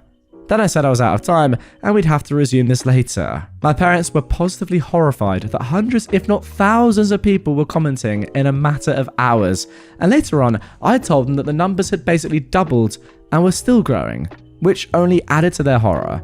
So I guess they were forced to take a long look at their own actions, and that right there is the beauty of r/AmITheJerk and Reddit as a whole, making parents reconsider their entire lives. I mean, it's unbelievable, really. My sister tried to call me to complain while I was at work, but my phone was on silent till my lunch break, so all she could do was leave messages and texts. But she was persistent and managed to get through to me when I was eating my lunch. The gist of the conversation was my post had taken our parents away from her side, and now they were mad at her. In the ensuing argument between them, my parents cancelled the entire vacation. Yes, they later acknowledged they just passed the blame out of embarrassment and have fully accepted fault. They told me no excuses could excuse the fact that they made me their go-to free babysitter when I wasn't even living at home anymore. They did try to backtrack a little by pointing out they never charged me rent while I was in college, but I reminded them that kids don't ask to be born, and I was doing my hardest to make my own way. Then I pointed out that my father had the same kind of leg up from his parents. They let him live free of charge at home while he was in college. That basically ended any argument my parents had left. When my sister managed to call me at lunch, I presented the facts to her, and she showed her true colours. She implied that I have no life and that my free time on weekends should be spent helping her because she's tired and unable to even go out without bringing her children with her unless someone is watching them. She is a stay-at-home mum with a husband that makes a decent salary. They live in a pretty decent house that's owned, not rented. And to be frank, my nephews aren't really my responsibility. They just forced them on me and expected it to stay that way. My sister angrily hung up on me, but I recorded the call and then played it to my parents later. They were furious, and they basically went to war with my sister. My sister dug her heels in, blamed me, and then doubled down on her belief that my life should circle around hers. I told her that was the most narcissistic and entitled thing she's ever said about me. It took days, but her husband finally stepped in and forced her to apologize. I'd never seen her cowed like that by anyone, but she was on the verge of crying. It ended up being admitted that one of the reasons I was the go-to babysitter was because my sister didn't trust strangers. It was never about the money. Or was it? Actually, my brother-in-law thought my sister was paying me for my time watching her kids after I moved out of my parents' house. But she didn't even give me gas money. Just cash, enough to order pizza for both myself and the kids, and she pocketed the rest. My sister had been shortchanging me for months. He blew up at her when this came out during her half apology, and she was forced to pay me what she owed me in cash entirely from her own savings, which she looked very sore about. Then my brother-in-law apologized to me for his own inaction in letting my sister walk all over me and promised they'd get a normal babysitter from now on. Yes, it will cause a bit of a drop in the bucket for them, but my sister will be getting date nights back. Then came the family meeting the other day's evening. We all gathered up at my parents' house and everything was laid bare. Apologies all round and whatnot. Then my parents reinstated the family vacation. And yes, I still plan to drive myself and pay for my own hotel stay. I'll even stay in a completely different hotel if my sister tries to revert me to childcare. And I've stated this. She's promised that won't happen. And if I don't update again after the vacation in another month or so, then you'll all know everything is fine. Now guys, unfortunately, or maybe fortunately, depending on how you look at it, we don't have to wait until after the holiday for our next update. That came just a few days after the one I just read. Again, on our /EntitledPeople, now 26 days ago at the time of recording. My sister called me demanding I take my post down. Now, she's more upset than ever to know how far it's spread. Having a family that knows about your Reddit account has its disadvantages. Yesterday, my sister called me after I got off work to ask me if comments are still coming in. She said she cannot bear the negativity of looking at them herself because the comments are all so hurtful towards her. So, I was brutally honest. At least 10 comments are still coming in daily, and most of them more or less say the same things about her. She started crying and demanding I delete my Reddit posts, but I refused and told her she can cry to anyone she wants, but the posts stay up, because they are my assurance she won't try to treat me like rubbish anymore. After all, she literally felt like my life should revolve around hers. She didn't pay me the babysitting money she was supposed to and pocketed it for herself, and forced me to be the constant babysitter on last year's family vacation, so I had pretty much no fun the entire time. Is it really any wonder people are having so much hate for her when she treated me like that? Then I mentioned the posts have already spread to other websites, as I was asked a couple of times to let an article be made about my situation. And there are some videos that were read as well. Yeah, maybe like this one. Well, my sister shrieked hearing that and hung up. My parents then called me begging I take the post down. I've refused, stating that I only did this because they didn't stick up for me. This would have never happened if they'd told my sister to treat me like an equal and not a servant. I'm not her butler, babysitter, or handyman. I'm her frickin' brother and a grown-ass man. Wouldn't they be tired of this stuff in my shoes as well? They agreed, but still begged I take the post down. I again refused and said that I'll keep making more if they don't start sticking up for me more when my sister comes crying to them. Let her clean up her own messes, because all the enabling of her has led to this. I didn't father those kids. I've got a life of my own, a career I'm still new to, and hopefully, soon enough, a girlfriend, as there's someone I want to ask out. I'm moving my life forward and I won't be held back. They can either step out of my way or keep trying to enable my sister. But I assure them that the latter would end badly for them. The only way this posting on Reddit will stop is if the drama stops. I've kept things anonymous and I've got a right to vent my very valid frustrations. Well, that left my mother crying, my father just went silent, and I said, tears don't move me. They know what it would take to end this, and that's to stop enabling my sister. Well, my sister called me again to yell at me that our parents have told her they aren't dealing with this anymore and to figure it out herself. Oh, and they told her to be nicer to me too. I just pictured her eye twitching as she internally screamed after hearing that. Be nice to my kid brother? What is this? Do I look it up on Google? Yeah, I was that sarcastic to her. But it left her crying too when I hung up. My brother-in-law called me later to get my side of the story. He was mad I'm still posting and made his wife cry, but I explained everything to him, and he said he'd have another talk with my sister. I'm hoping this drama finally ends here, but the family vacation is still on for late June. I've already booked my room and put it in for a day off work so we can all leave on a Friday. My room is also not near the ones my parents, sister, brother-in-law, and nephews will be using. In fact, it's not even on the same floor. And when we go to the coast, when it's not a family activity, I'm going to go where I want and do what I want. And you can bet I'm going to tour those art galleries, pig out on local food, and just enjoy being carefree for a change. And there we go. You're probably thinking, wow, that sounds like a good end to the story. But alas, as you can tell, there is more to come. That promised update after the family vacation was posted just 24 hours ago. Let's see what happened. This is the conclusion, for now, of this story. Update after the family vacation. Well, the family vacation is over. Some things, both good and bad, went as expected. Good that my parents didn't enable my sister trying to make me babysit. Oh yes, she did try. But bad in that my sister did try to find out which room I was in. But that failed and got her in trouble with her husband again. Firstly, I made sure to tell the hotel in advance that they were not to give out any of my information to anyone who asked except for the police if something needing that were to come to pass. They assured me over the phone that they would not tell a soul. Then, on the day of the vacation, I left earlier in the morning than the rest of the family. I knew they wouldn't be able to get moving as a group until at least 10 a.m, so I left at 9. Check-in wouldn't be until 1, but I wanted to make sure I had a head start. I sent out an FWI group text and was off like a shot to make the 3-hour drive. My parents were upset because they'd planned a family brunch on the way, but I pointed out I was never made aware of that, so it was cancelled in favour of fast food. Like I planned, I arrived at the hotel early. Too early for check-in, but I told the desk staff I was there to make sure my parents or sister didn't give them my information. They claim they don't do that, but I told them I know for a fact it still happens sometimes, so I'm covering my butts. When they happen to be dealing with my mother, sister, and 3 potentially crying boys trying to guilt them at the desk, they'd better not yield. And I wanted to know if they'd try anything. They awkwardly promised me no one but me would get access to my room. Then I decided to go out and get something to eat. I came back more than an hour later, and there was my parents' car and my brother-in-law's big SUV. I went to the desk to check in after making sure the lobby was clear, and it was. Then I asked the clerk if my family had asked about me, and where I was staying in the hotel. Yeah, they did, but the clerk refused to tell them. My sister had apparently tried to push it, but her husband shut her up. I checked in, went to my room, and then called my folks.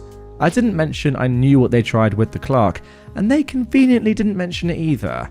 Then we all met up as a family to go out and tour around. My sister at one point asked me to watch her kids for a moment, to which I replied, hell no, because I knew exactly what she was doing. She'd pretend to be gone for a moment and then be gone for an hour. I called her out and her husband told her to stop trying to make me watch their kids. So what does she do? She just started crying on the spot, saying that she needs a break. Her husband scolded her. He's a tired man, but he wasn't complaining. My mother gave me a nasty look, so I went right to her and said that if she tries to even think that I should be watching those kids, I would walk away from this vacation right now. It's not my job, and I'm sick and tired of her and my sister acting like this. Well, that made my mother start crying too, and then she just started repeating the words, "You're right," over and over again. This is another old tactic of hers. She tries to look pathetic to guilt me, but I just said I am right and just let it go before walking away. Neither my mother or sister tried anything for the rest of the day. When we got back to the hotel after dinner, my family were all crowding the elevator, but I didn't get in with them. They asked why, and I said I'd wait for the next one. My sister glared at me because she knew exactly what I was doing. Then I just sat in the lobby watching YouTube on my phone for 15 minutes and took the elevator up. I was on a different floor and on the other end of the hotel. I had a splendid night, and the next morning we all went out for breakfast, but I made sure they left first. I can't quite believe what I'm reading. The fact that you're having to do this on a family vacation, pretty much hide from the people you're vacationing with at the hotel, is mad, but after all I've read, it makes complete sense. I was the last one out, just like I was the last one in the night before. Breakfast went fine. Then I gave an FWI that I was going to be doing my own thing for the day. My mother tried to bring up plans to go to the aquarium and a couple of other places, so I said I'd meet them for those, but the rest of the day was mine until family dinner. They accepted this, and that day went fine too. But back at the hotel that evening, my sister caught me leaving my room. She must have been stalking the whole floor looking for me.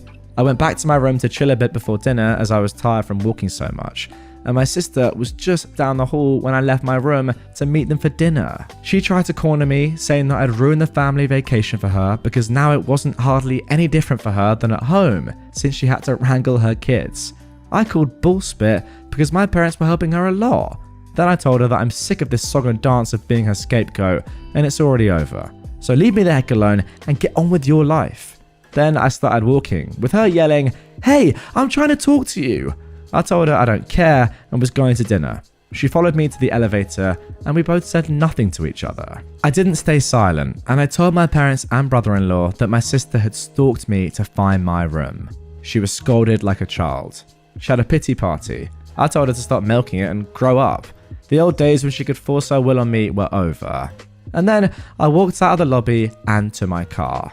This time, I was the first one to dinner. When everyone else arrived, my sister looked depressed. But not a dang thing was said about what happened, and that was just fine with me. My sister refrained from eye contact with me the entire evening, and this time I didn't care about riding in the elevator with the rest of them. And I told them bluntly that unless it was an emergency, nobody is to come knocking on my door. I had a do not disturb sign for a reason. The final day, everything went swimmingly. Neither my sister or mother bothered me at all. They'd fully surrendered at this point. Yes, during the whole vacation, I did play with my nephews a bit. I'm not a complete jerk. I didn't stonewall them. I kept up being the fun uncle, just not the babysitter uncle. The kids didn't even seem to care. They just wanted to play. I even bought each of them one of those little baggies of crystals and polished stones to take home as a souvenir. There was a bit of mild drama between my sister and her husband, but that was just some small disagreements that I didn't bother to pay attention to. All in all, I'd call the vacation a win, because it finally hit home for my mother and sister that the old way they did things involving me is over, and I have my own life. And there we go. That is the culmination of that story, I guess, so far. The amazing thing about this post is that these 4 posts that I've just narrated are actually the only 4 posts on this entire account that OP has made on this account anyway. Now, they said right off the bat that it was a throwaway, but nonetheless, all the posts that have ever been made are those. And that's it. Pretty cool. Pretty great to see that one story can traverse a couple of subreddits. I don't know exactly what the title of this is going to be. Maybe AmITheJerk / EntitledPeople. You don't get too many collaborations on episodes of mine between subreddits, but hey, there you go. Entitled Old Man assaults me in line at the grocery store. This happened on October 1st, the morning of my daughter's wedding. Had I not been in a hurry to get to the venue, things may have played out differently. I'll never know. I was there to buy distilled water for the steamer needed to steam her dress and the bridesmaids' dresses. Time was of the essence. I was patiently waiting in line, with an elderly couple finishing up in front of me. The woman was in front of me, standing in front of the credit card payment thingy, and the cart was after her. Her husband was at the end of the cart, bagging groceries. The cashier mentioned she would bag his items, and he cheerfully replied he'd done it for years for a living, and didn't mind. His wife laughed and said he liked helping out. I was in line, as I mentioned, and I had my debit card ready in my hand. I smiled and chimed in on the conversation. I tend to talk with my hands, so as we were all chatting, I'm waving my right hand in the air. My hand was visible the entire time. Suddenly, I am shoved hard from behind. I was pushed into the little old lady, and she in turn shoved the cart into her husband. My first thought was someone tripped and fell into me. I recovered and looked behind me to see this elderly man, hair sticking straight up, mask on below his nose, glaring at me while he slammed items onto the conveyor belts. The conversation went like this. Can I help you? I shoved you because you shoved her, and I'm not about to let you shove me, so I beat you to the punch. Ha ha ha. He's yelling this at me, pulling his mask down and leaning into my face. You idiot! I can feel myself getting hot all over. I don't like confrontation, but he actually hurt my shoulder. I have fibromyalgia, and a simple hug can be excruciating. Meanwhile, the old couple in front of me just book it out of there. I never got to apologize to the woman or her husband. I didn't touch her, I said. Meanwhile, the cashier is ignoring this and quietly rings up my distilled water. I saw you shove her, so I beat you to the punch. You people today are all the same. Then he gestures to my gallon of distilled water. Have you heard of a faucet? You are what's wrong with the world. Drinking fancy water when you can drink out of a hose. You are stupid. He kept yelling at me, but I just closed off. I could hear the sound, but no longer make out the words. I think I went into a mild shock. I wanted to scream at this man and defend myself, but at the same time, why should I defend why I'm buying a dang gallon of distilled water? He shoved me and had absolutely no right to. I thought maybe the cashier would say, hey, sir, settle down or something, but she said nothing. I was robotically swiping my debit card and just thinking, I have to get to my daughter. She gets married today. I have to get to my daughter. She's waiting. I have to get to my daughter. I grabbed my water and made a hasty exit. As I was leaving, I heard him say to the cashier, where did you get that shirt? It's ugly. I've seen better shirts in the trash. Do you know how stupid you look? She replied, I like this shirt. I'm ready for Halloween. It was a shirt with the upper part of a skeleton, ribbed sternum, etc. But he just kept on, and she ignored him. It was then I realized this was a disturbed, possibly senile old guy. But still, I needed to get to my car. I was on the verge of tears, which happens when I get angry. I got to my car, locked the doors, and began to shake. Then I couldn't stop. I burst into tears and shook uncontrollably for about 5 minutes. That's when it hit me. I was assaulted. I was assaulted and I did nothing. I froze. I was victimized, mildly, but I cannot imagine how women recover from more violent assaults. and I have a deep respect for those who can. My shoulder was on fire. Absolutely no employee in that store came to my defense. I drove to my daughter's venue, still in shock. After the wedding, hours later, I am in the shower. My husband comes in, and I have a bruise the size of a tennis ball on my left shoulder area. He inquired, and when I explained, white hot rage went through this man. My giant lover husband would have never allowed that man to do what he did. Had he been there, we most likely would have been delayed by police, so I'm grateful that didn't happen. I think about it all the time. I wish I'd defended myself. I wish the cashier had called security. I wish I'd not crawled inside myself and shut down the way I did. To anyone who survived assault, you are brave. You matter. You did not deserve it. You are a survivor. Mine was a rough shove, and I still shake when I think about it. Wow, there we go. I guess that can show the effects of not even the most brutal of assaults, but yes, definitely an assault nonetheless. Opie, you're absolutely correct to label this as assault. Completely unprovoked. I mean, even if you had shoved someone in front of you, that doesn't allow this man to just shove you. It's absolutely ridiculous logic. He didn't even show any reasoning, or like there was no reason to suggest that you had even shoved someone. As you said, your hands were clear to see the entire time. Really strange. I agree with you. I think this guy has got a little bit going wrong with him upstairs, but I completely echo your final point. If you have survived assault and you're there to tell the tale and you've moved through it, wow, you are a brave person. Much love to you. Fair play. Grandmother tried to ruin the party, but in the end got owned. I am a 28-year-old, and I have, with my grandmother, who is 91, the worst relationship. She's emotionally abusive, favorites kids, grandchildren, and great-grandkids, and verbally abused me. And I can keep on going, but trust me, I wouldn't finish. I cut her off and pretended she didn't exist after she was glad that my older brother, who was 25 in 2014, passed away.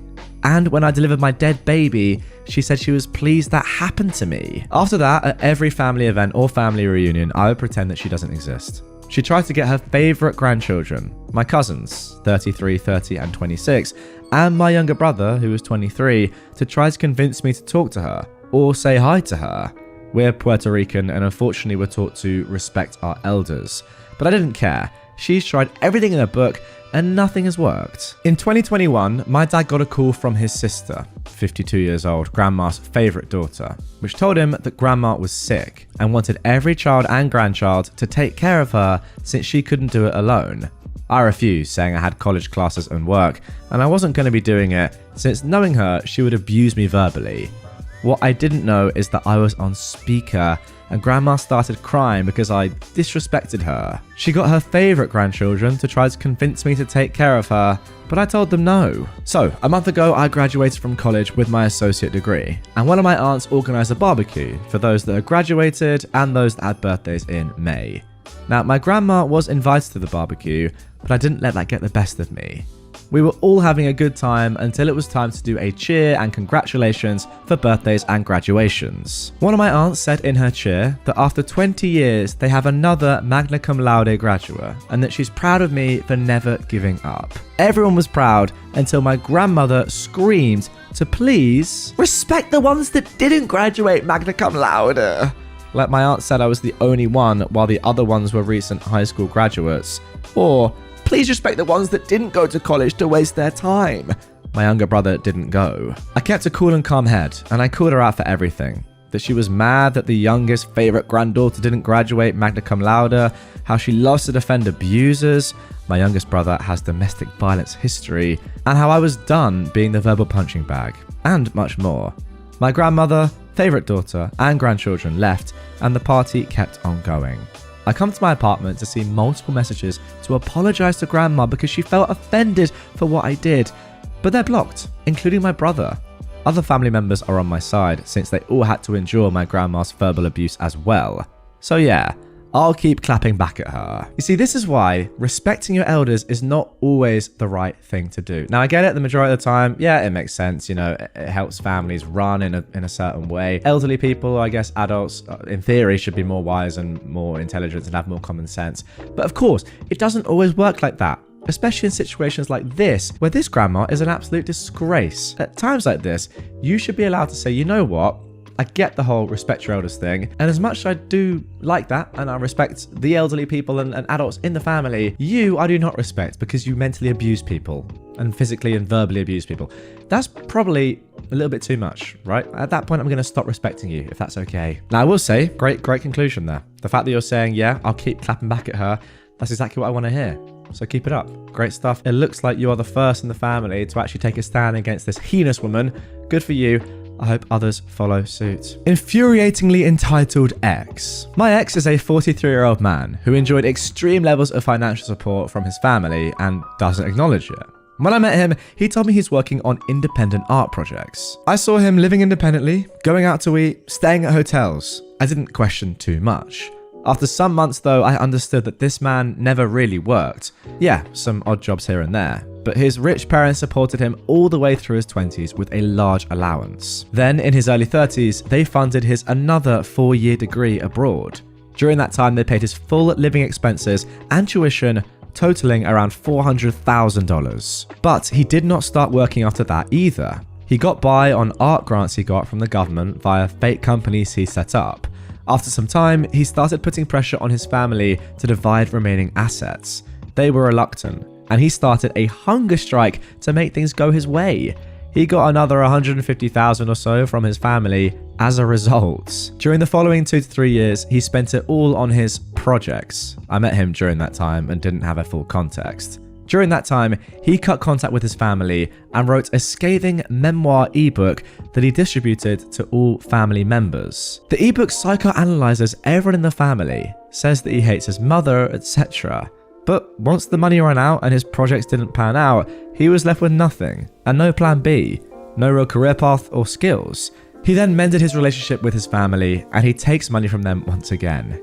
He tried to persuade his 85-year-old father to take a large loan for him. He refuses to consider blue-collar jobs that pay almost nothing and take too much time.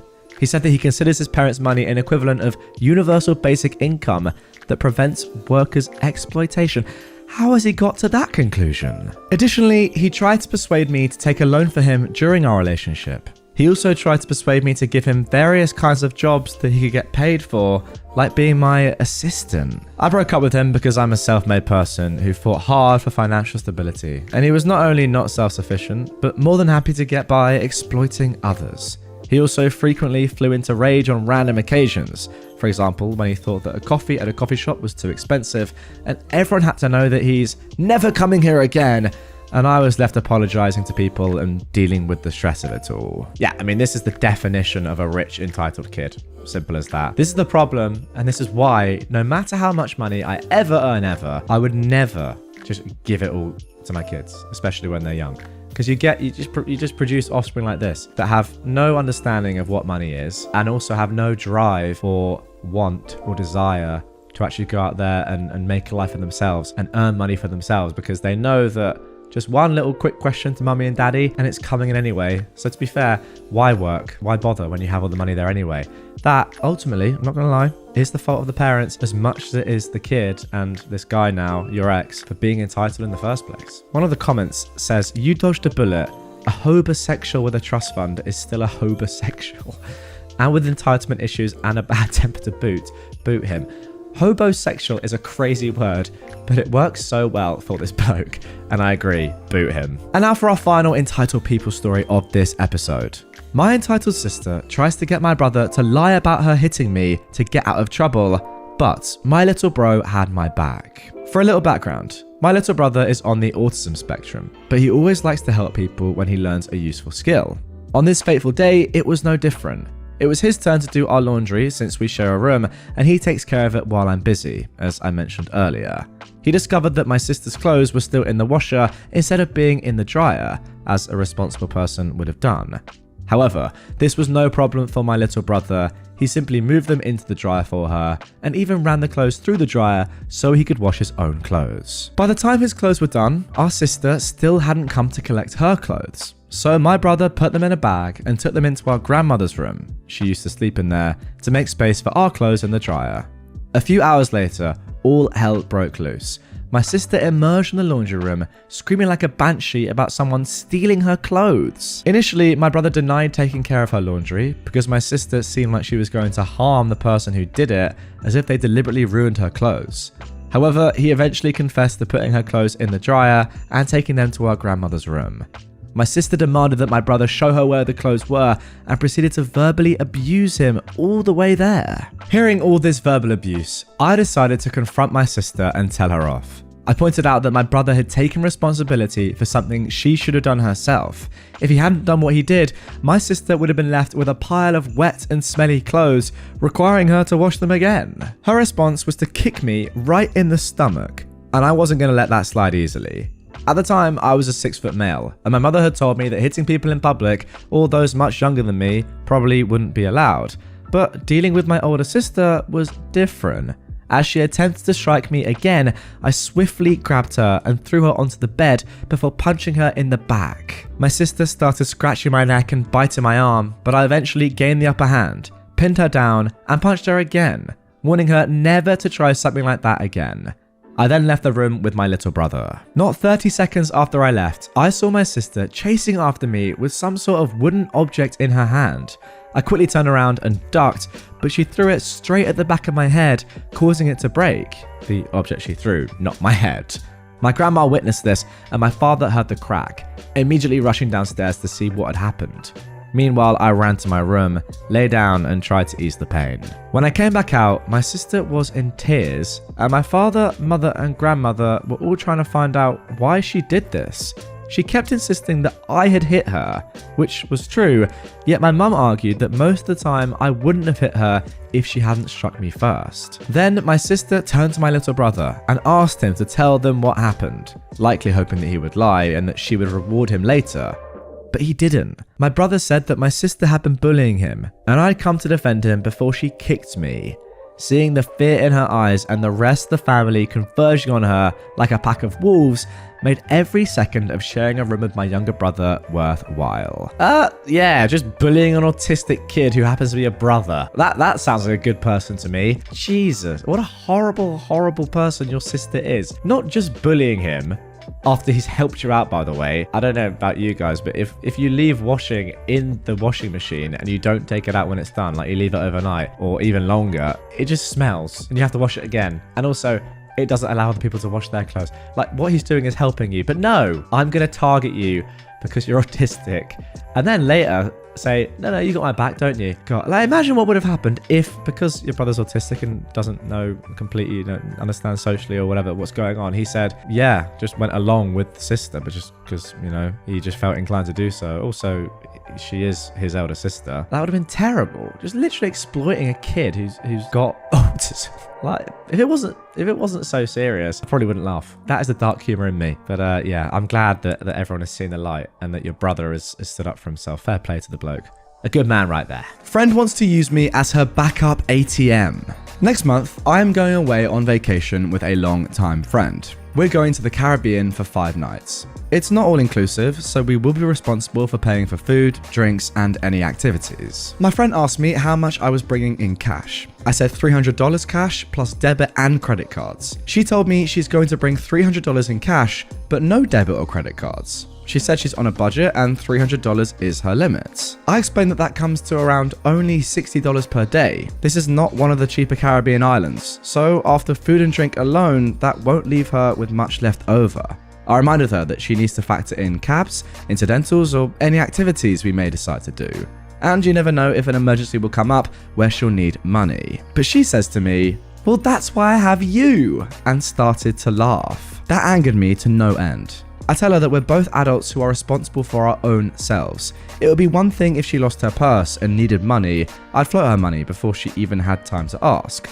But to purposely use me as her backup ATM, yeah, that's not going to work. I told her that now that I know what she's up to, I'm not going to go along with it. If she runs out of money, she'll just be asked out and hungry. She needs to bring her cards with her for her own good. She's now telling me I am too harsh and she'll bring extra money but no cards. I told her, do what she wants, but if there's an emergency, she is on her own. Now, the great news about this story is that OP posted an update after the trip ended. And yeah, let's see how it went down and just how her friend reacted. So first of all, OP says, thanks to everyone for the feedback and suggestions. It truly did save the vacation. Here are the highlights. 1. Some of you said that the hotel would want a credit card on file from the person who made the reservation. Now, my friend was the one who booked the vacation. She put the whole thing on her credit card because she wanted the card points. I told her because the reservation was booked through a third-party app, the hotel would need the original card used to make the reservation. So she was on the hook to bring her credit card. I've got no idea if that is true or not, but it sounded good based on what you guys commented. She wasn't happy that her own greed got her, but at least she brought a credit card. Secondly, others mentioned that she was going to sulk, and sulk she did. When we got to the airport, I told her I was not going to spend the vacation in her misery, so let's hash it out right now. She said that my tone was very rude, as if I was accusing her of trying to mooch off of me, but that's what she was doing. I told her to put herself in my shoes. She was deliberately not being responsible and told me to my face that I was her backup plan and laughed about it. It made me feel used and put upon. She apologized and I apologized for being so harsh. Number 3. Some of you said she would try to be content with cutting corners. Cabs were prohibitively expensive on the island and they didn't take credit cards. So she looked up how to take the local buses. I was fine with that until we waited 45 minutes in the heat for a bus to take us to the mall. Island time. Yep, we only took cabs after that. Number 4. A few mentioned that she would go through her cash in the first 2 days. You were close. 2.5 days.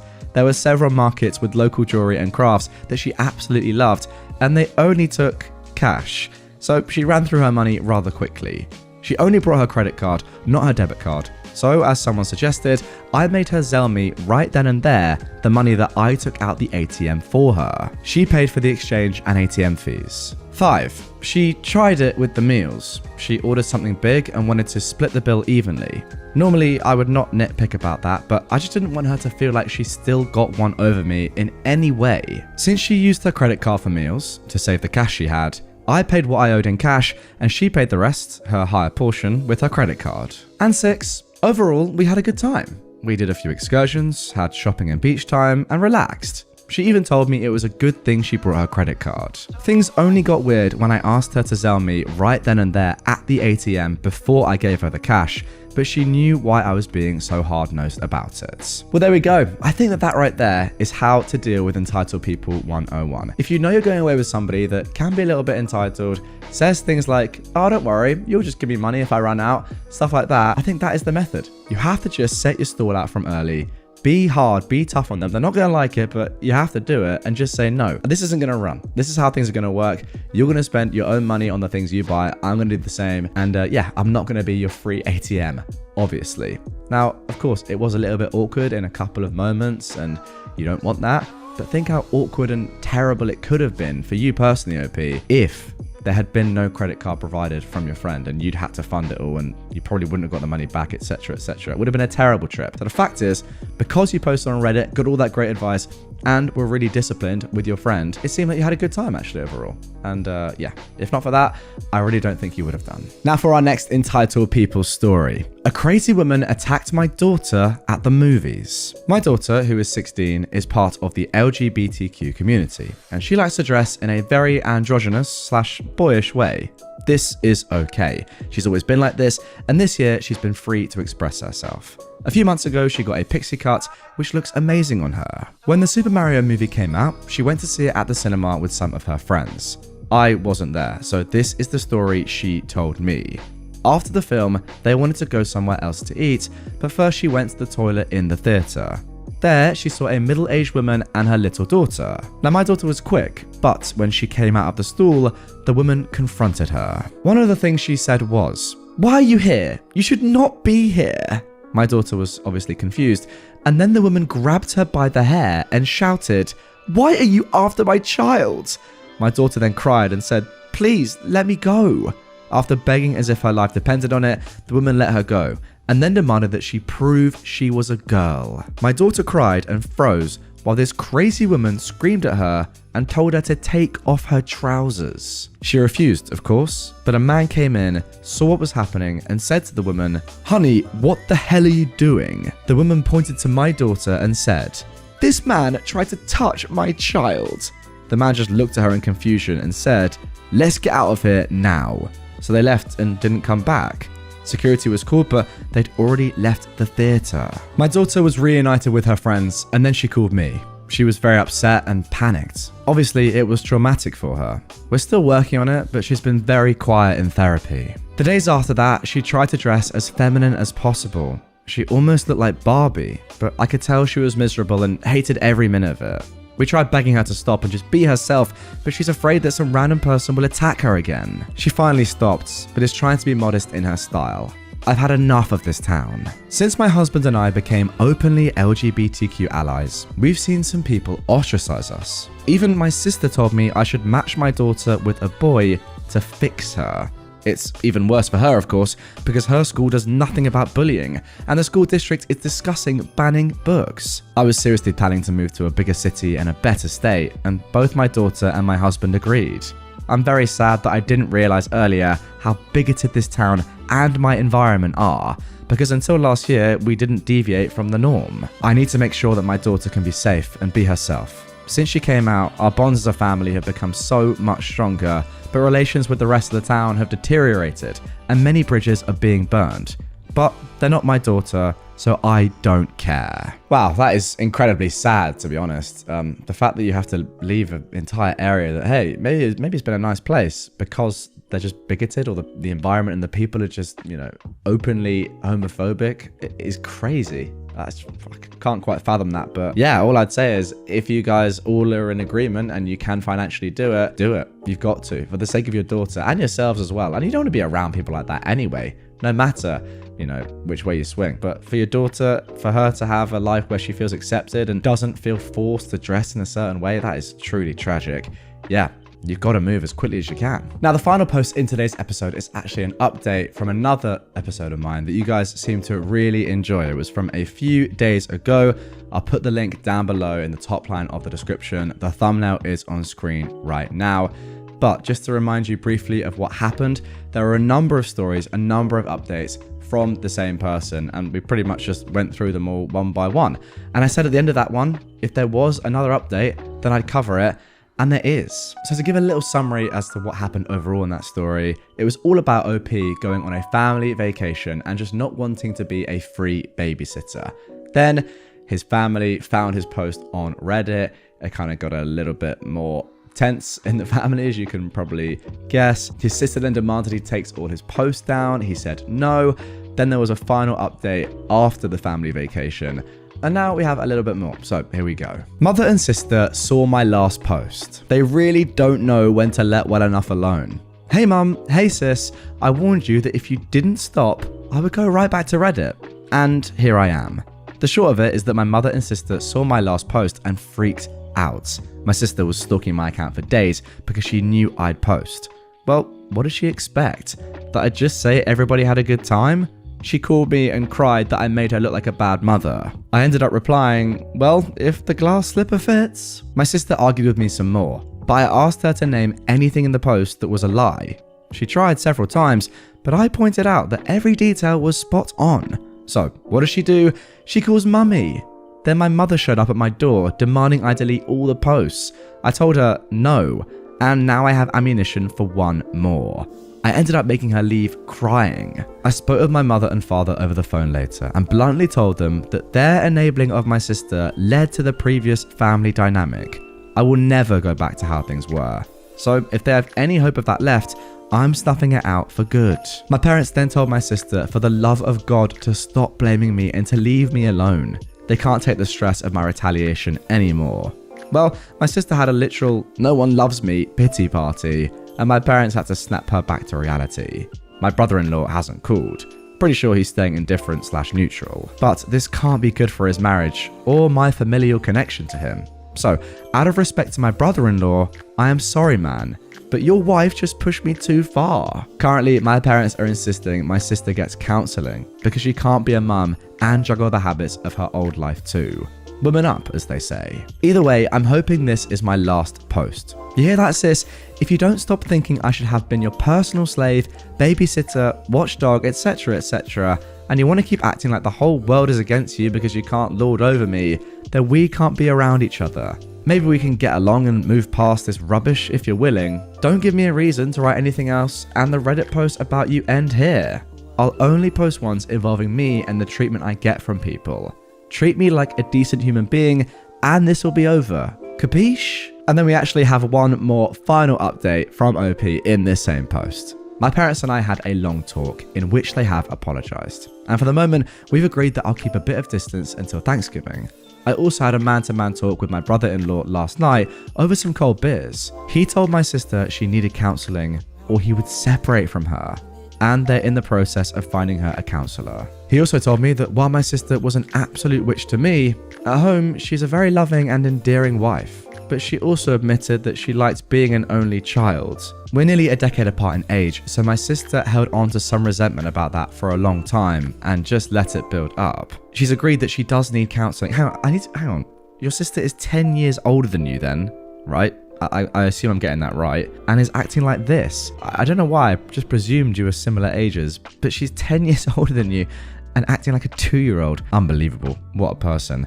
Nonetheless, let's carry on. She's agreed that she does need counseling and will be going as soon as they get it set up. They've also found a qualified babysitter to look after my nephews. Aside from those things, my brother-in-law did admit that he was angry with me too, but didn't step in when I needed him. So we've agreed that this was all just a very bad situation that needs to be ended. So we're just going to let it rest in peace from here on out. And lastly, these posts have gotten me a girlfriend. The girl I like had a feeling it was me after she read them and was just waiting for me to say something. And we'll be going on our first date tonight. So I thank everybody here for their immense support. I really needed it. And there we go. Nice little ending there. Good to see some positivity come from this story. It does actually sound like, after all that's been said and done. And guys, if you haven't, by the way, seen an entire episode that has about 4 different stories from OP about his family, go and watch that. Link down below. It looks like we're getting somewhere. People are making up. Apologies are happening. People are maturing a little bit. In your sister's case, I don't know if that's true, but at least she's accepted that she needs to go to counseling. That's a pretty crazy thing to do, to be fair. I mean, I rate it. I really do. Yeah, she has the ultimatum from her husband, but still, it's a good thing to do, to accept that, you know what, I need to improve her or work on some things. And the fact that you've got a girlfriend now, or you're starting to date a girl, is brilliant. If there's one thing this episode has shown, it's the power of Reddit as a community. And yeah, I love it. Sister wants my wedding because it doesn't count as I'm gay. This is so unreal to me that a person has this much audacity, but apparently my sister does. I, a 28-year-old woman, met my soon-to-be wife, Noah, when she moved to my country for work. She was freshly divorced, but has a little girl who is 5 called Lena. Lena is the sweetest, and it's been wonderful getting to know her. Noah divorced her husband after realizing she was gay, and he ran for the hills, stating he didn't want anything to do with her or Lena in case she passes it on, whatever the frick that means. I proposed to Noah 10 months ago, as I know she'd be too nervous to. It wasn't extravagant, I just asked her over dinner with Lena's blessing. We've agreed we want it simple and intimate for the wedding. Her first wedding was big and she hated it, so just family and close friends. My parents have offered to give us some money to help towards it, even though we've reassured them it isn't going to be a big affair. But they wanted Lena to get a pretty flower girl dress and wanted to pay for my dress and whatever Noah will wear, probably a suit. Enter my entitled younger sister Kate, who acts like she and her boyfriend are engaged, but he's too scared to actually ask her. She's the golden child, spoilt and gets whatever she wishes. She's made some remarks about Noah already having a child and being a divorcee, but I told her to lose the ignorance. Just because she decided to stay in our small hometown and not expand her personality doesn't mean she can say stuff like that. Over dinner last night, she started whining about how I didn't need any money, and she didn't know why we were bothering with the wedding when Noah has done it all before. This is something Noah is insecure about, so I get protective of her. Kate went on to say that she could reuse her first wedding dress and started cackling. Her boyfriend looked embarrassed, and my parents told her to be quieter, but no one said anything else. My parents have come to me and said it made sense to them if they give more money to my sister's wedding fund, as it will be her first and only wedding.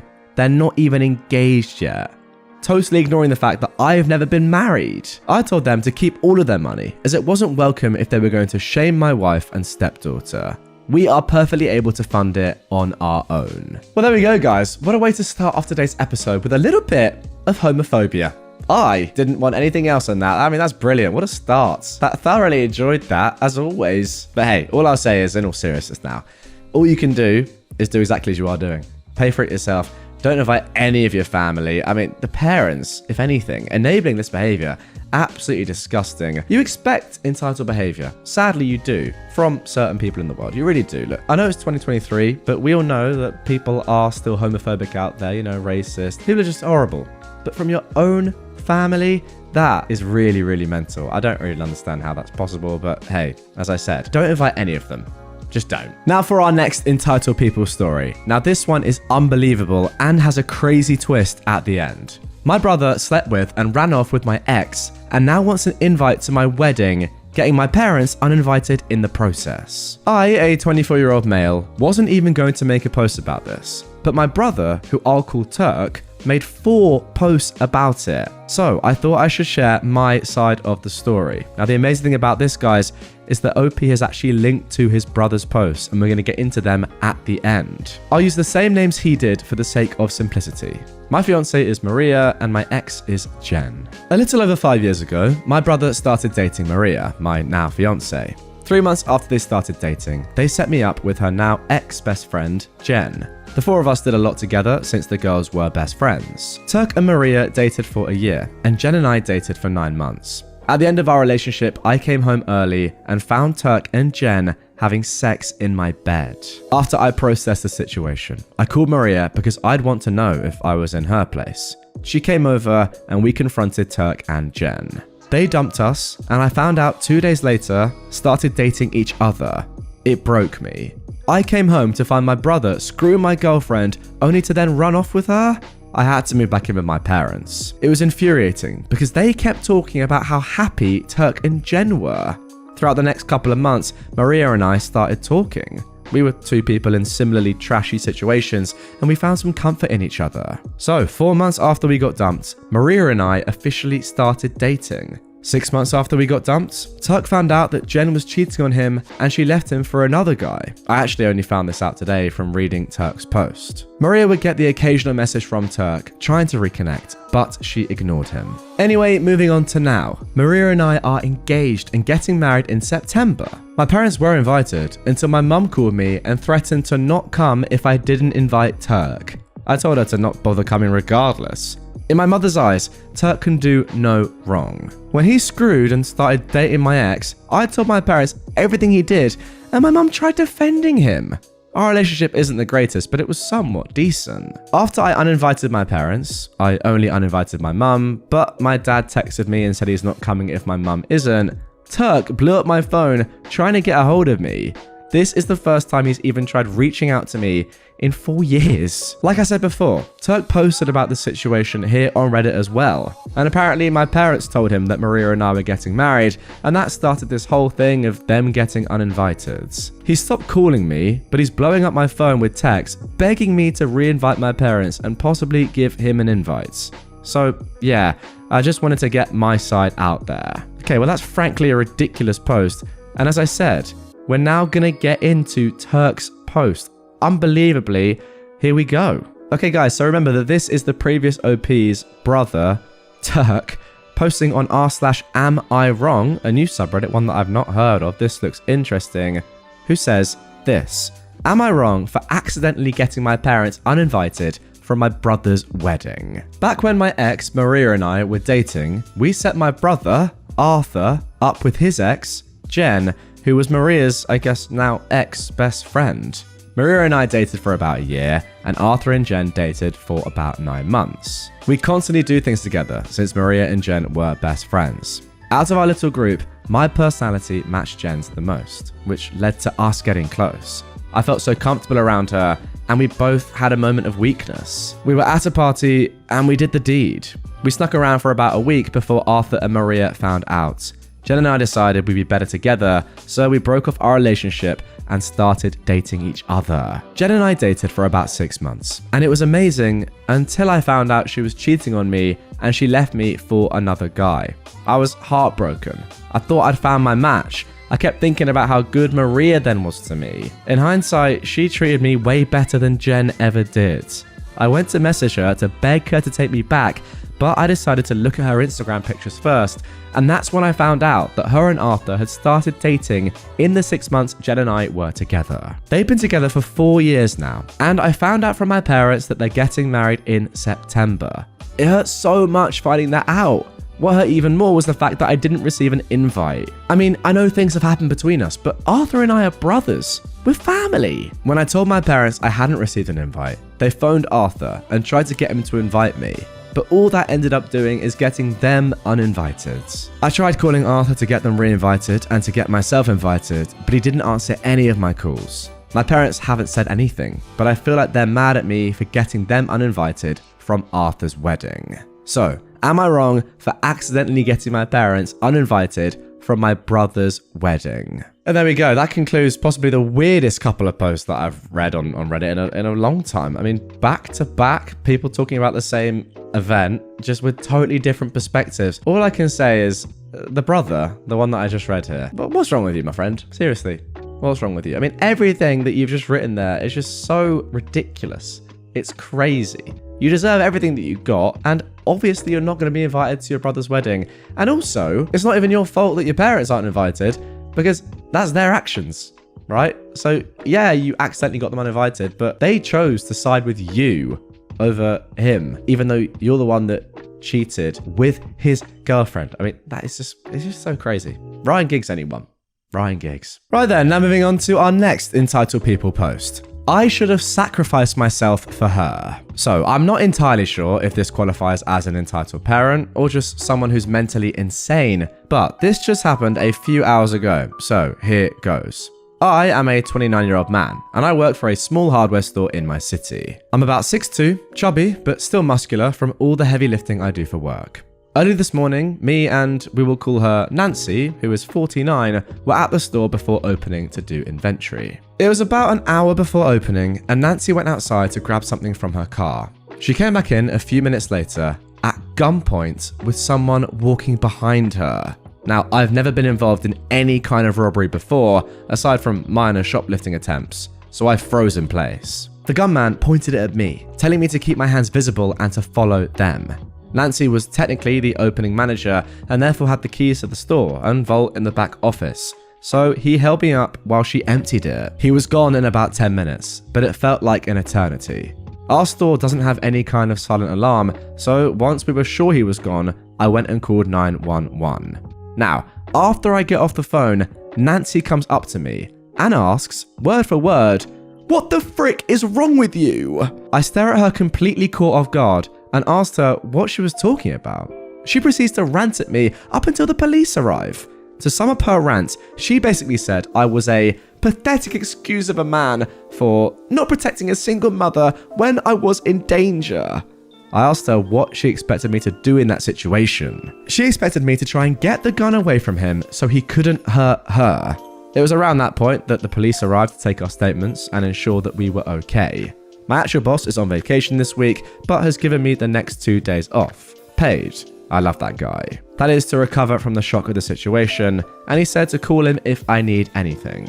I haven't told him about Nancy's rant yet. I'm still trying to process everything she said to me. Okay, well that is absolutely unbelievable that she said that in that situation, but there is an update to this one as well. Here we go. Hey everyone. Not sure if this is how you do an update, but here goes. I just wanted to start by thanking everyone for the kind words and advice I was given.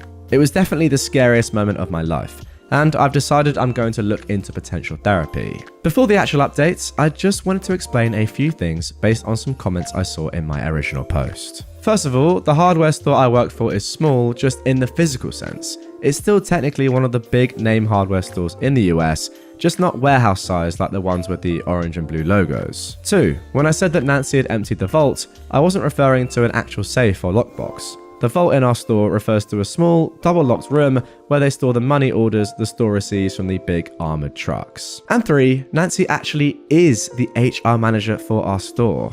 Because the store manager was out of town for the week, she was the acting store manager along with one other person who was off that day. My actual store manager, Nancy, and the third associate are the only ones with keys to the vaults. So, now for the update. To be honest, I'm not sure if I'm more angry or scared right now, but I got off the phone with my store manager half an hour ago. He was reviewing the security camera footage that was sent to him from his hotel room. I knew the store had cameras. What I didn't know is that we have cameras that face the parking lots. Some of you mentioned it in the comments, so you may not be surprised to hear that Nancy has been arrested for assisting in robbing the store. I can't go into extreme detail, but according to my boss, the gunman was seen exiting Nancy's car when she went outside. They spoke for a bit before walking back up to the store. I don't know much else aside from that the guy was her new boyfriend. What? This episode has actually been insane. Oh my gosh. I'm feeling so many different emotions right now. Confusion, anger, fear, etc. She traumatized someone 20 years younger for a few $1,000s. I don't know if she was chewing me out about the single mother thing because she'd hoped I would have done something to warrant getting shot over. All I know is that this woman who originally did my hiring interview is mentally insane. As I said, I think I'm going to look into therapy for this. It's just too much for me to process alone. My boss has offered me additional leave of absence if needed as well. So for now, I'm going to take some time off. And if I get any more info I can share, I'll further update you. And there's another actually insane post. What is it with this episode in particular? Just the most crazy post. What is that? What? A hardware store? Assisted robbery? Mad. I don't know if this really counts as entitled, to be honest, or if it's just crazy. Now, this was posted just 5 days ago, so as of yet, there hasn't been an update to this, but I'm so interested to see what happens as a result of this. This is absolutely ridiculous. I can't quite believe the level of stories that I've read in this one episode. Wow. What's really, really scary is that there was actually no need for her to say, like, she'd already achieved her objective, right, of getting the money or whatever it was in the vault. Why did she then say to you, OP? Like, why was she so angry and saying, why didn't you jump in and help? The only thing I can think about or can fathom in my mind is that she actually did want you to get involved so that there was an excuse for you to be shot, like you said, which is such a weird, like, mental thing to think of, but I actually can't think of anything else. If you guys can think of any other logic, not saying there is much logic in this story at all or from Nancy, but if you can think of any other reasons to why Nancy chewed you out afterwards, other than what I just said, please comment down below, because at this moment I can't, and that is extremely worrying. Nonetheless, I hope that her and her new boyfriend go to prison for a long, long time, and you get the help you need. That is terrifying. What an episode. Entitled sister-in-law wants custody of my baby. First of all, some background. I am a 36-year-old woman, and my sister-in-law is 40 years old. I've been married to her brother for over 10 years, and there's always been some jealousy and resentment from her. She's always felt like I had the life she wanted, not necessarily with her brother, but the marriage, family, job stability, etc.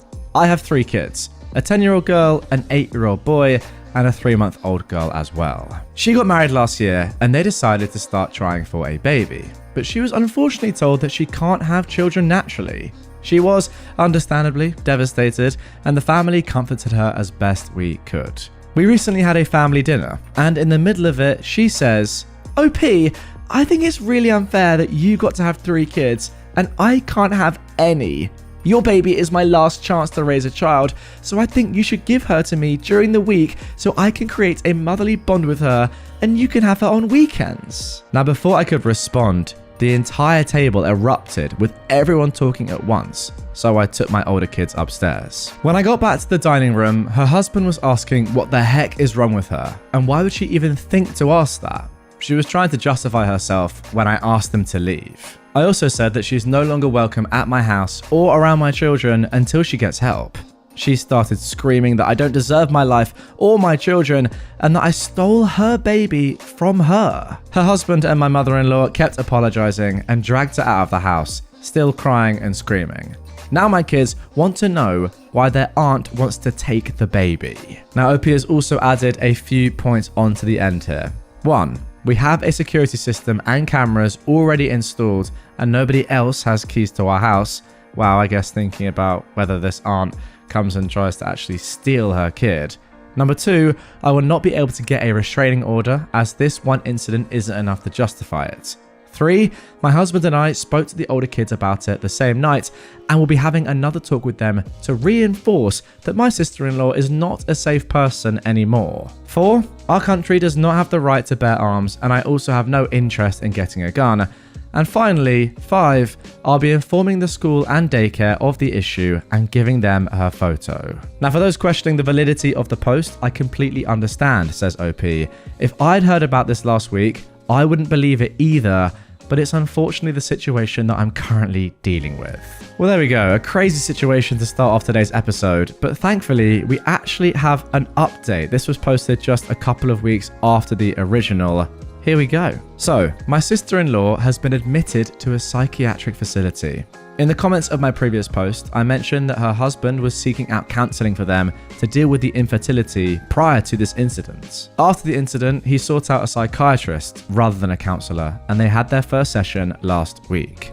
I didn't get the specifics of what happened, but basically she made some statements that the psychiatrist felt indicated that she was a danger to others, namely my baby and me, and she was placed under involuntary holds. My brother-in-law has been nothing but apologetic through this entire ordeal, and he kept her away from us since the incident. My mother-in-law has been staying with them to keep an eye on my sister-in-law. She tried to leave the house in the middle of the night to see her baby.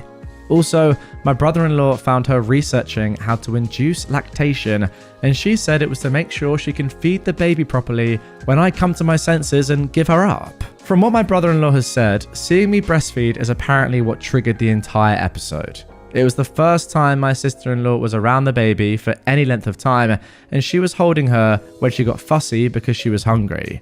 Naturally, I took her to feed her, and this made her feel inadequate because it triggered the thought that she would never be able to do that, which led to the events of the last post. I'm grateful for all the advice that was offered on my last post, as some of it was really helpful. We won't be moving as it's not feasible for us at the moment, but we have taken extra steps with security both at home and at the kids' school and daycare. This whole thing is taking a toll on the family, but my mother-in-law, father-in-law, and brother-in-law are taking care of my sister-in-law, and my husband and I are focused on ensuring the safety of our immediate family and minimizing the effect on the kids as much as we can. Well, there we go. No time to warm up in this one, guys. Straight into the thick of it with someone that is just completely mental. Let's be honest. I don't honestly know if this counts as entitled because clearly this woman is dealing with a whole host of issues here. And to be honest, some of it does make sense. I mean, if you are someone that really wanted to have kids and start a family and you learn that you can't do that naturally anyway, that's going to be devastating. So in part, I kind of understand why she's gone down this sort of road, and she does clearly need psychiatric help. However, it's still crazy. Like, it doesn't take away from the fact that what she's asking is ridiculous. It's mental. I hope she gets the help that she so very clearly needs and comes to her senses and realizes that, yeah, although she's in a terrible situation, you can't just randomly have custody of someone else's kid. But yeah, I don't think it's that entitled, to be honest. I just think she needs some help. All right, now for our second entitled people story. Couple took our Insta-worthy hot chocolate by mistake. I am a 42-year-old woman and I live in Copenhagen, but the rest of my family does not. So my sisters like to come visit for a few days every now and then to hang out and enjoy some sightseeing and good food. This happened in December 2019, so before 2020, which means lots of people everywhere and no restrictions of any kind. My little sister, who is now 38, was here for a Christmas visit in December, and we were enjoying the lights, the sights, and some lovely Christmassy delights. It was a cold day, and we decided that we would visit a smallish cafe that makes really tasty and very beautiful all things chocolate, and have some of their seasonal hot chocolate, which was kind of pricey, but well worth the price tag. It was a salt caramel and clementine hot chocolate, lavishly decorated, by the way. You could get 2 to 3 kinds of pretty but regular hot chocolates too, but this one was their Instagram hot chocolate, if you know what I mean. My sister finds us a table, and I get in line to order 2 of these chocolate wonders. There's a bit of a queue, but it moves along fairly quickly. I get to the counter, order, and the chocolate goddess at the counter asks me my very feminine name to call when my order is up and informs me that it will be about 10 minutes. I go and sit down and wait with my sister at the other end of the cafe, but very much still within hearing distance. So just about 10 minutes later, the male half of a couple orders and goes to sit down with his girlfriend, 2 tables away from the counter, at the same time that my name is called. Now, I cannot see their table as it's behind me, but my sister told me later that the girlfriend pointed at our chocolates immediately and the man more or less sprinted up to get them when the woman, who made the hot heavenly drinks, had her back turned. I walk up there and my drinks are of course gone. One of the chocolate goddesses comes over with the next order and calls a name. I ask where the order for my name is, and she said that when she looked over her shoulder to check, she assumed that I'd gotten them because they were gone.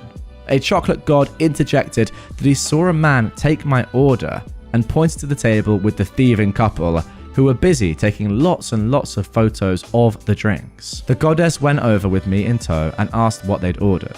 They had ordered regular hot chocolates, but the girlfriend had wanted these when she saw them in all their glory, just sitting on the counter with no one to claim them for at least 5 minutes. And so she thought it didn't matter if they took them instead. They were unclaimed for 5 friggin' seconds, lady. The goddess explained that the drinks were not theirs and to wait for their order. No, they are ours now, the girlfriend claimed, and pulled the finder's keeper's card, all while looking triumphantly at me. The goddess asked the guy which name he gave at the counter, and he claimed he gave the same as my name, hence the mix-up. So I asked him, what name was called then? Surprise, surprise, he couldn't answer. Now his girlfriend's getting upset and is sat there saying, no, no, no, over and over again, while the guy asked if I could just not order new ones, since clearly they'd made a mistake and their drinks were already on their table. Why? So you can steal those too? The goddess asked if I wanted those specific 2 drinks, or could she maybe make me some new ones? I asked if the couple would be allowed to keep the mouth-watering morsels of goodness if I wanted new ones, and she said yes. Well, then of course I wanted those specific drinks, and now the girlfriend was visibly crying. The goddess took the drinks away and gave them to me. As we were walking away, I inspected the drinks and told her she better pour these away and make new ones, because 1, they were now cold, and 2, there were tears in one of them, and though I enjoy salt caramel, this level of salt was a bit much. She grinned and took them away and made me new ones that were served at the table. My sister and I agreed that these were the best hot chocolates we've ever had. We enjoyed them loudly while the thieving couple stared daggers at us. And there we go. Unlike the woman in the first story, who I thought, to be honest, was a little bit more kind of mentally ill than entitled, although she still was entitled, don't get me wrong. These 2 are just entitled. Simple as that. You know what? I've been to Copenhagen, right? And look, it is an expensive town. It is an expensive city. But surely, if you're getting 1 hot chocolate, you can afford to pay a couple of whatever it's called. Is it krona? I don't know. I've got that wrong. Maybe. A couple of krona more for one that's slightly more Instagram worthy rather than stealing it. What is the point of that? It just doesn't make any sense to me. That right there is the definition of entitled, when it's not even really in your interest to do something. You're just doing it because you're entitled. Simple as that. Entitled friend F's around and finds out. I've known Colette for over a decade. She has kids from a previous relationship and is one of those obnoxious parents, the kind who honestly believes her toddlers are perfectly behaved angels who can be taken anywhere and never cause any upset. She is completely delusional and thinks her kids never cry or have emotions other than sunshine and maturity beyond their years. Correct me if I'm wrong, but kids who are like that tend to be that way due to fear of consequences. Painful consequences. Now, Colette isn't the greatest human, but she also doesn't abuse her kids. She is actually on the other end of the spectrum and spoils them rotten. Earlier this year, she married a single dad. This put a strain on our relationship because I wouldn't listen to her badmouth her stepson, who I'll call Caleb, age 7 years old. Caleb is on the spectrum and has some issues with impulse control and emotional regulation. He's in therapy for that, but Colette hates him regardless. I could endure listening to her delusions about how perfect she thinks her kids are, but shut her down for the nasty things she tried to say about Caleb. What remained of our friendship broke entirely a few months ago. That was when Caleb's mum said that she needed a break and that his dad needed to step up. Colette lost her mind. I'll let your imaginations fill in the blanks for all the ableist and hateful trash that she vomited. I told her she should have known this was a possibility. Isn't it obvious that if you date someone with minor children, you have to be prepared that they could be a full-time responsibility? Colette screamed that of course she knew, but that only applied if Caleb's mother died. It wasn't fair that she ruined Colette's fairy tale romance where her new husband stepped in as dad for her kids and Caleb was someone else's problem. I heard through the grapevine that Colette is getting divorced. Apparently, she told her husband that her kids are perfect, His isn't, and he has to choose. The better family they created, her 2 kids and him, or the out-of-control brat even his ex doesn't want anymore. He chose Caleb. Knowing Colette, she's probably angry at everyone but the person who actually caused the mess, herself. Oh, actually so good. I love that in this stupid woman's mind, she actually thought that this dad was going to choose her and her family over his own child. What a stupid ultimatum to give someone. But are you an idiot? Yes. I will say good on the husband and also good on Caleb for getting away from this entitled absolute you know what. But still, you got to question why this man's marrying her in the first place, ultimately. Maybe she wasn't like that at the start, but yeah, he's seemingly not seen from afar or from close that she's an absolute cow. I mean, Jesus, choose me and my family or your autistic son. You are odd. And now for our final entitled people story of this episode. Entitled Son at Hospital. In a previous life, I was a nurse, and one story always sticks in my mind. I was on a discharge ward, juggling lots of patients trying to get home.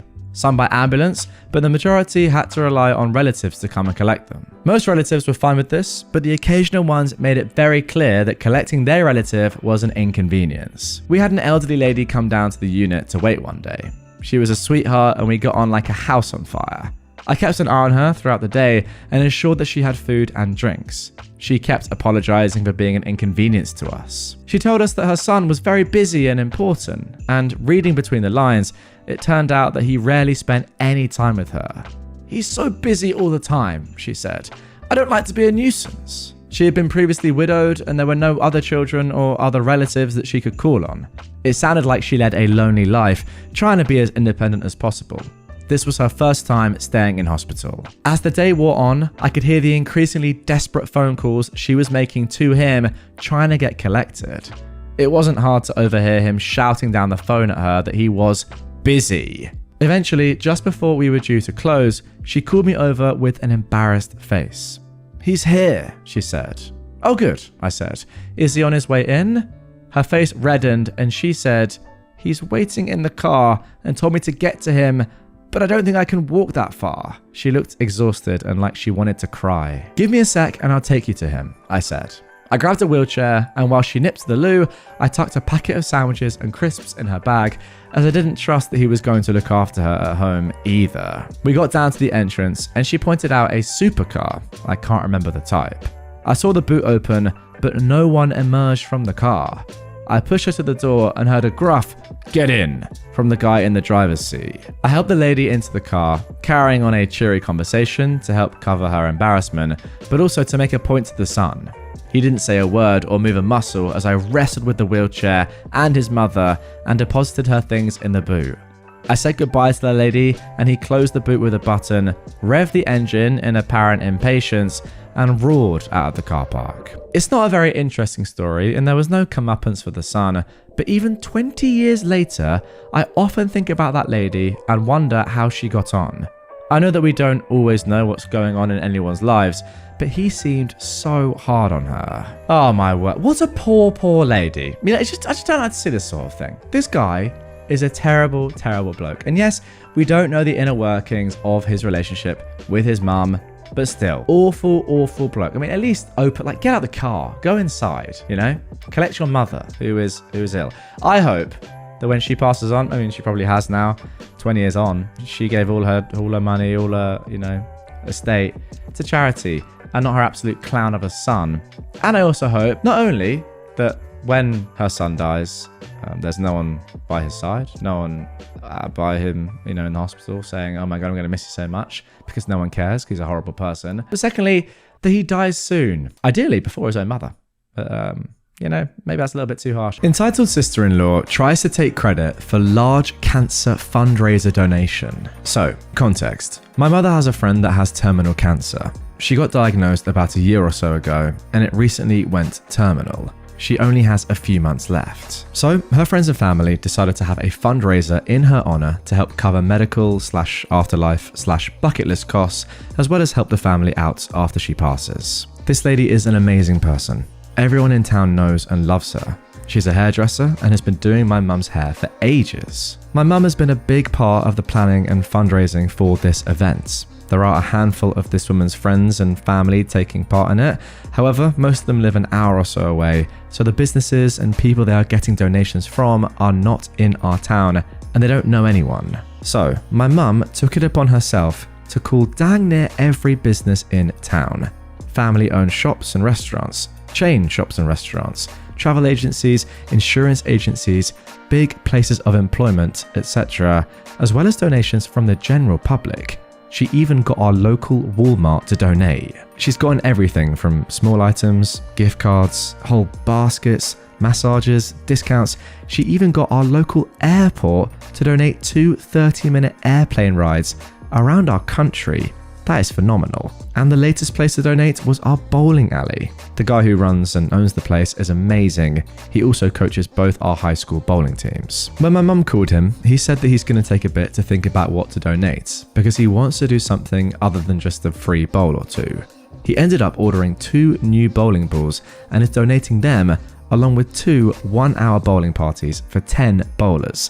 That's like a $400 donation overall, at least. So anyway, he told her last week when he called to confirm what he's donating to call back in a week, today, to check if it's in and if she can come and pick it up. She's been posting thanks on Facebook for the donators and telling them what they've donated to kind of give a peek at what the auction baskets will include. So she called today to ask if it's in and if and when she can pick it up. She was informed then that someone already had. My mum was not made aware that someone else was picking it up. She posted about the donation on Facebook and added in the group chat that they have for their friends and family. No one outside of that chat knew that she hadn't picked them up yet. So she messaged them all asking if one of them had grabbed it and forgot to tell her. But they had no clue what she was talking about. We thought maybe some jackwagon saw the post and decided to take it for themselves. I called the owner and asked if he knew who picked the stuff up, and he said Janet. He said that since she was family, he thought that we'd sent her. My mum texted the group chat asking if anyone knew who she was, and it turns out that she is the woman's husband's sister. This sister is not in any of the group chats and hasn't attended any of the meetings regarding the fundraiser or the planning. The woman's daughter is in the group chat and is very active in the planning and the fundraising. She called her mum and asked if she heard from the sister and if she's seen the bowling balls or certificates, and her mum said that the sister had actually brought them to her home, saying that she had got this huge donation from the bowling alley. Now, none of the other donations have been going to her house. We don't want to clutter up her house and cause her stress trying to help plan, so the friends and family have been keeping the stuff at their houses until it's time for the fundraiser. So there's no other reason for her to take them to her house other than to take credit for it. I just don't understand why she would take it upon herself to go and pick up a huge donation that she didn't take part in without telling my mother, the one who got the donation, that she didn't need to go and pick it up because she had it covered. She took it straight to the woman's house without asking the group that's planning where we're storing the donations. And she didn't tell anyone that she took it. She doesn't even live in our town. She lives 30 minutes away, so she had to go so out of her way to pick this up. She took it to her sister-in-law's house, trying to take credit for this huge donation when she hasn't put in a lick of work for this fundraiser, and left us worried that someone else had just taken our donation and ran off with it. Honestly, after reading this, I kind of would have rathered it be someone just steal the donation and keep it for themselves. This, if anything, is worse. At least if someone went and just stole the donation, you'd say, you know what, that's a real shame. Isn't it so sad that these things happen and people out there exist? It's terrible. However, what the sister-in-law has actually done here is try to just completely devalue the entirety of your mum's work and the number of other donations that have been made from, you know, an insane amount of people, it sounds like. If she is claiming this as her own, what does that then mean for everybody else who's actually done the work? Do you kind of get what I'm saying? So yeah, although I'm sure you'll get the donation back and that's unbelievable, the fact that she has put this like doubt perhaps into the woman's mind, into everyone else's mind about who's actually raising the money or what's going on here is crazy. Like it's so much more selfish than if some randomer had just stolen the donation in the first place. Like she knows the level that your mum has gone to, like the effort that your mum has put in to get these unbelievable donations. Yet she's still done this. The audacity. Not just the program that I'm using to record this audio on right now, niche joke, But the audacity. Friend's entitled ex begs her to let him move in because he had nowhere else to go. My soft-hearted friend Emma finally broke up with the parasite she once called her boyfriend. Carl has 100 excuses for why everyone else is the problem. His bosses are mean and expect too much of him, like showing up for his shifts. His co-workers create a hostile work environment because they refuse to do his job for him. He's also realized that the people he called friends are not really his friends because they won't refer him for openings at their companies. Carl thinks that he has really bad luck. At the beginning of this month, one of these friends told him that their living situation is not working out. Kyle needs to find other accommodation by the month's end. He did nothing until this week. He'd been praying that his friend was a real one who wouldn't really kick him out. However, today his friend asked Kyle if he needed help packing. The month is over in 1 week, you see. In a panic, Kyle called Emma. He begged her to let him stay, all expenses paid by her until he gets back on his feet. People he thought were friends have shown who they really are and abandoned him. They abandoned him in his hour of need. And for what? Something as pithy as money? Don't remind him that all of his friends hosted him at some point. He not only paid no rent, he expected them to pay his living expenses. They're friends. He would do the same for them. Emma usually has a hard time saying no, but Kyle took advantage of her so badly that she said, "I don't think that's a good idea."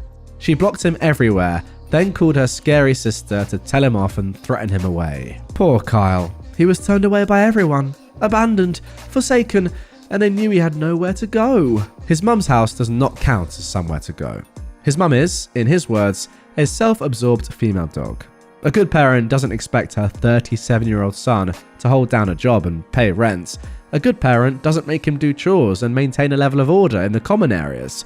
A roommate wouldn't even expect this. Dropping the sarcastic tone, I am so proud of Emma for not falling for this. I hope he gets his life in order now, but even if he doesn't, at least it's not my friend's problem. Well, it sounds to me, guys, as if this man is just more of a child than a man, really. He's 37 years old, he can't look after himself and expects everyone else to do things for him. I mean, the point about him not even being bothered or not even seeing it as his duty to help with communal areas in a house is crazy. I mean, who says that sort of stuff? Who believes that? But I will say fair play for Emma for standing up for yourself, because I can imagine if you are, I don't want to be rude, but someone that is a bit of a doormat a little bit sometimes, as in someone that, likes to please other people. A people pleaser is a better way of putting it, especially when you're in a relationship with somebody that, you obviously were in love with at some point. It can, I imagine, be extremely hard to say no to somebody, even if you've broken up with them and you're moving on, because that's just the sort of person that you are.